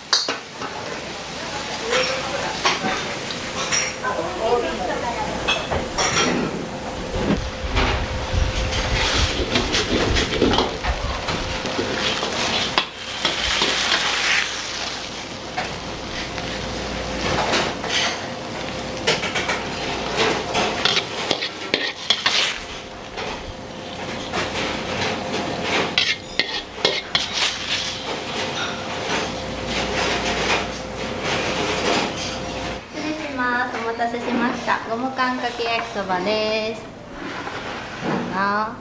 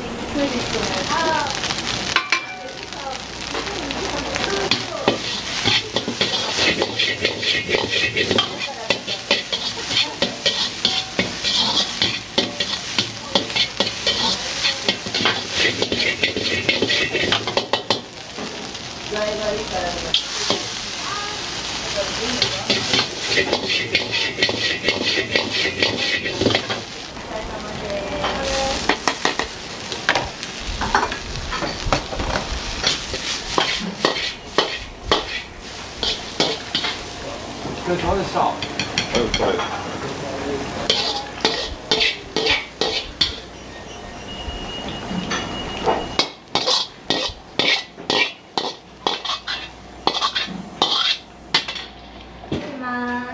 カニとレタスのチャーハンです。どうぞ。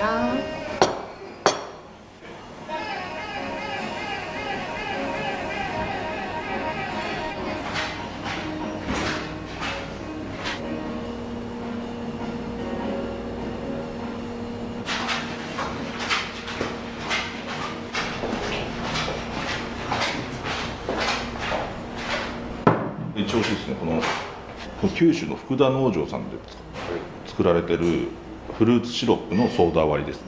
お昼ランチ頼まれた方は全員飲み放題になりますので、開店から閉店まで皆さん元取っていく感じでね。フレントの飲み会や。はい、またお願いします。はい、お気をつけて。ありがとうございます。この2人にご飯食べさせて。何時頃ですか？僕は4時から準備して5時オープン。何年ぐらいですか？10年ぐらい。うん。ラブラブでやってます。今から手つないで帰ります。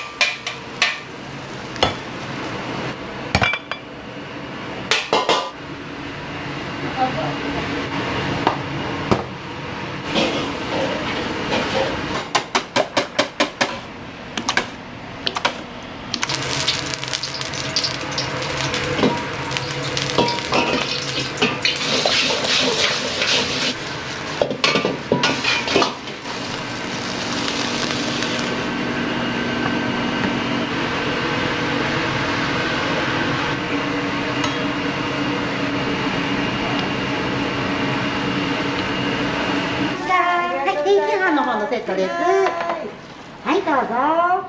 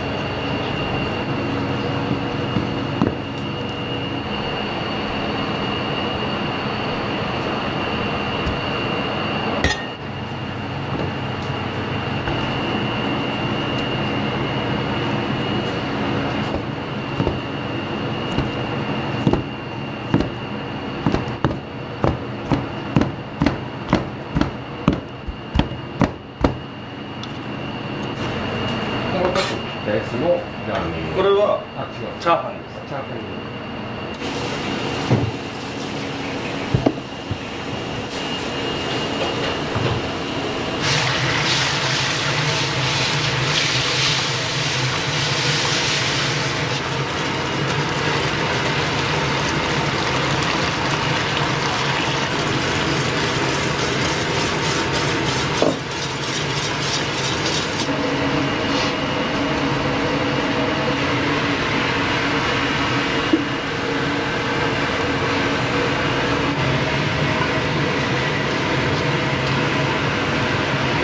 お店って何年ぐらいやられてるんですか？ここでは15年目です。あ、以前もどっかでやられてたんですか？以前兼用しとったんやけど、ショッピングセンターの中で。あ、そうなんですね。そこ閉店して、ここ1本で、25、6年やってます。中華一筋ですか？一筋です。そうなんですね。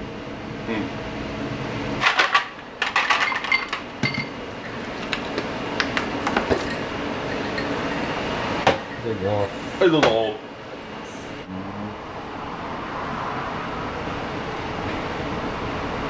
はようございます。おはようございます。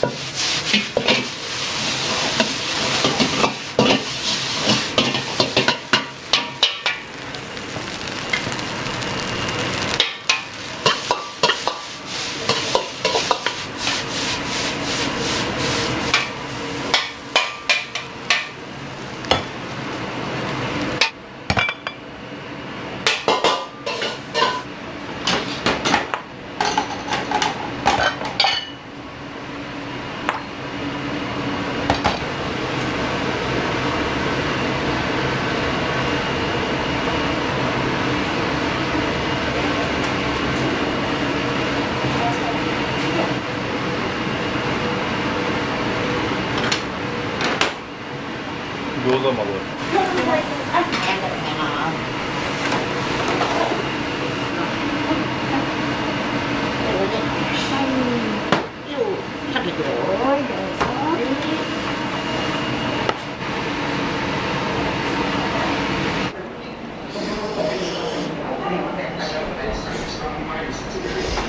間違いなくチャーハンうまいです。チャーハンも美味しいね。はい、タルタルチキンです。はい、少々お待ちください。タルタルです。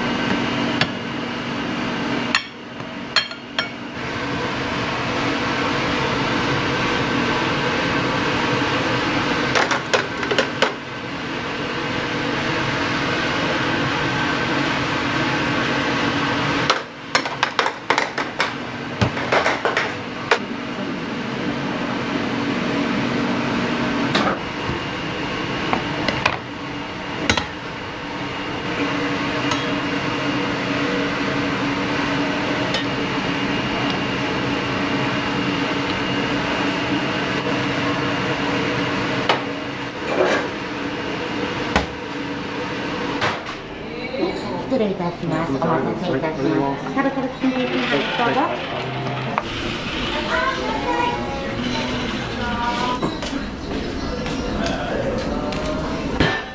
この B でブラックラムネ。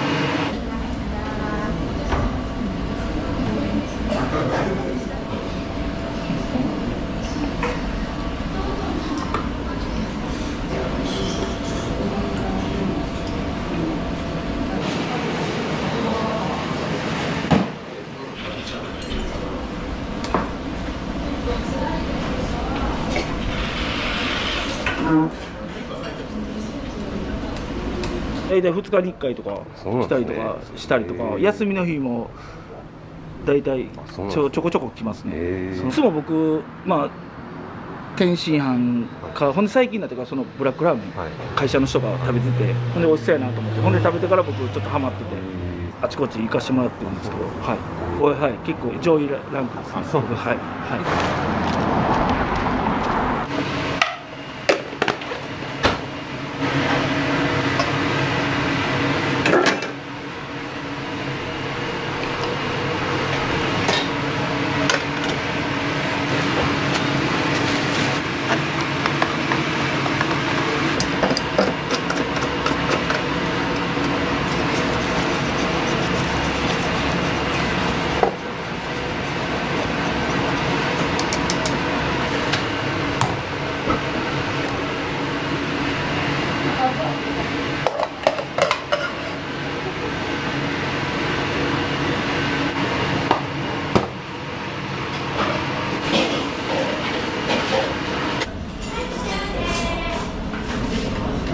おむちゅ大で、はい。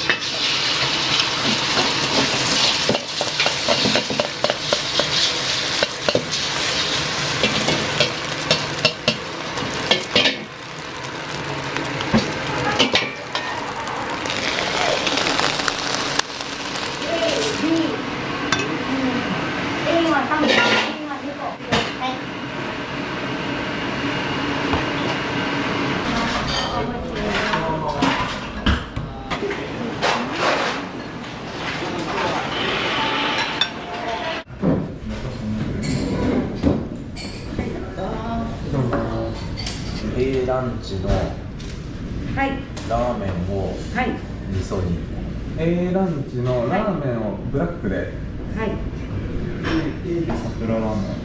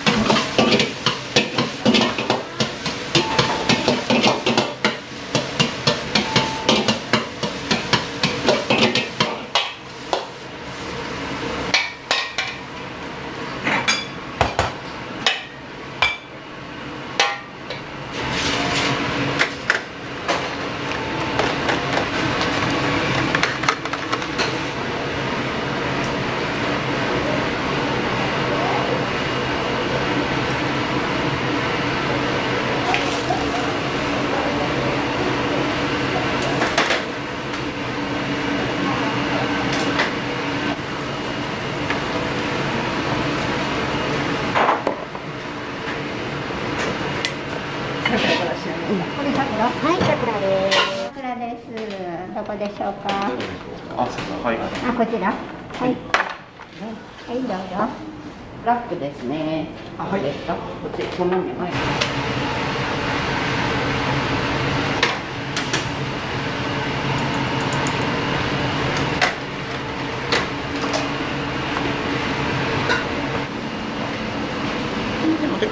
お味噌に変更になってます。ありがとうございます。はい、どうぞ失礼します。ありがとうございます。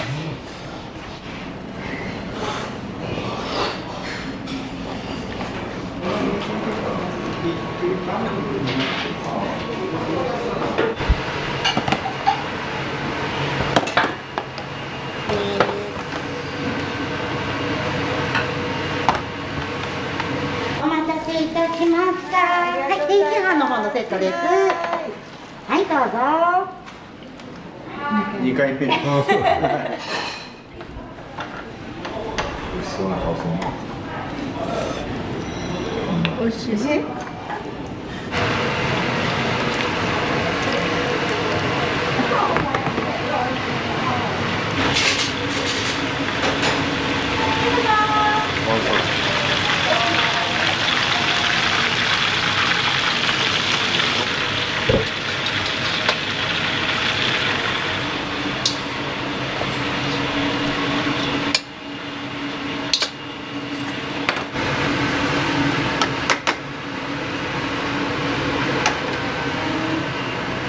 お願いします。ブラックごそうめんです。はい、ありがとうございます。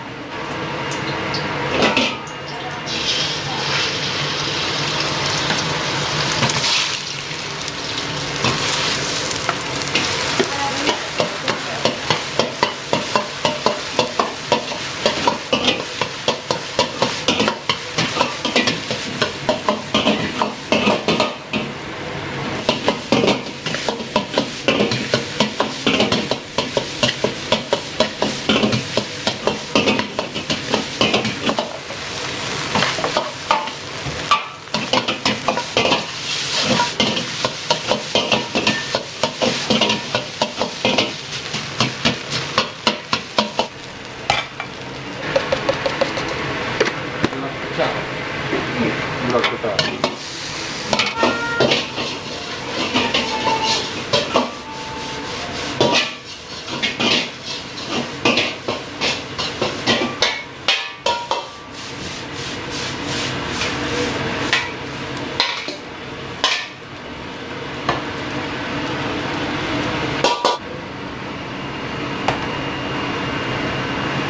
これねぎなしからね。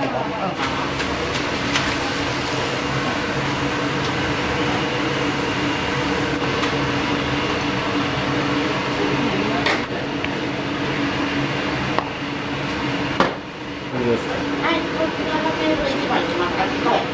足りないです。でもだいたい土曜日で300から350ほどです。うん、昼で夜でまた追加ですね。うん。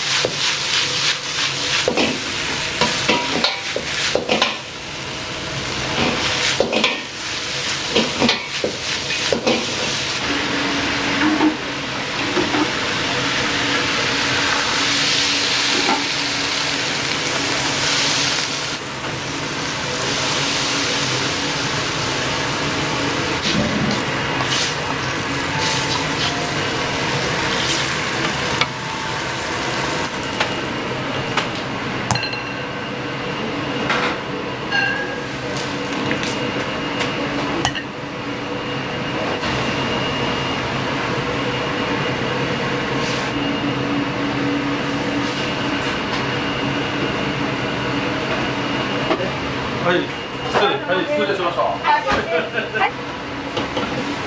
ゃな、あそこは休憩なしでバタバタやね。オードブル。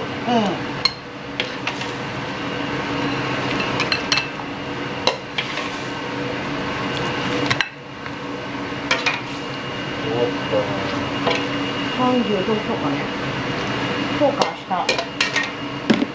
ブラボのメーカー。うん。どういう感じなの？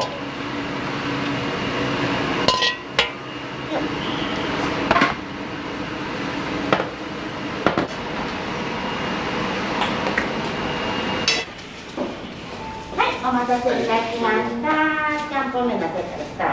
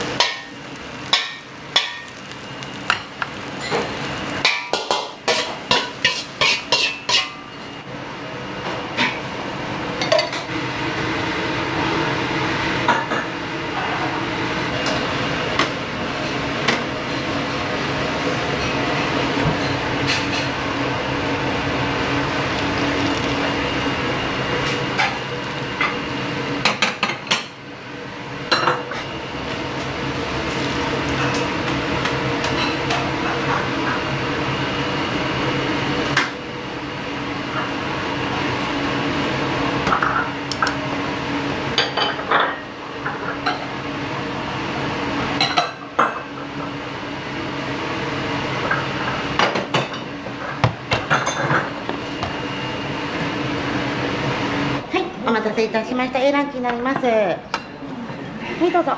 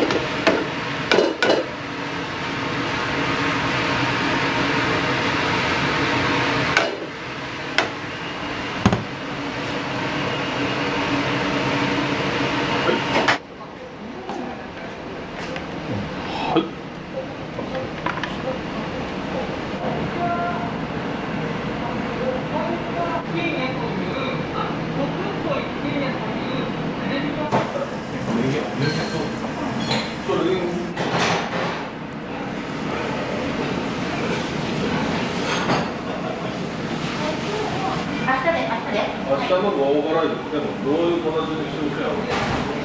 そうでしょうよ。注文して。子供さんはしてやからね。せやね。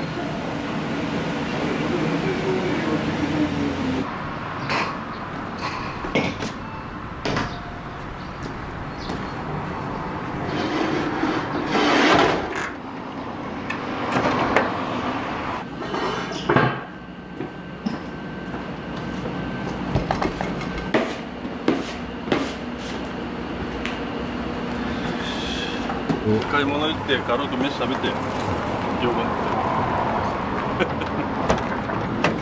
またよろしくお願いします。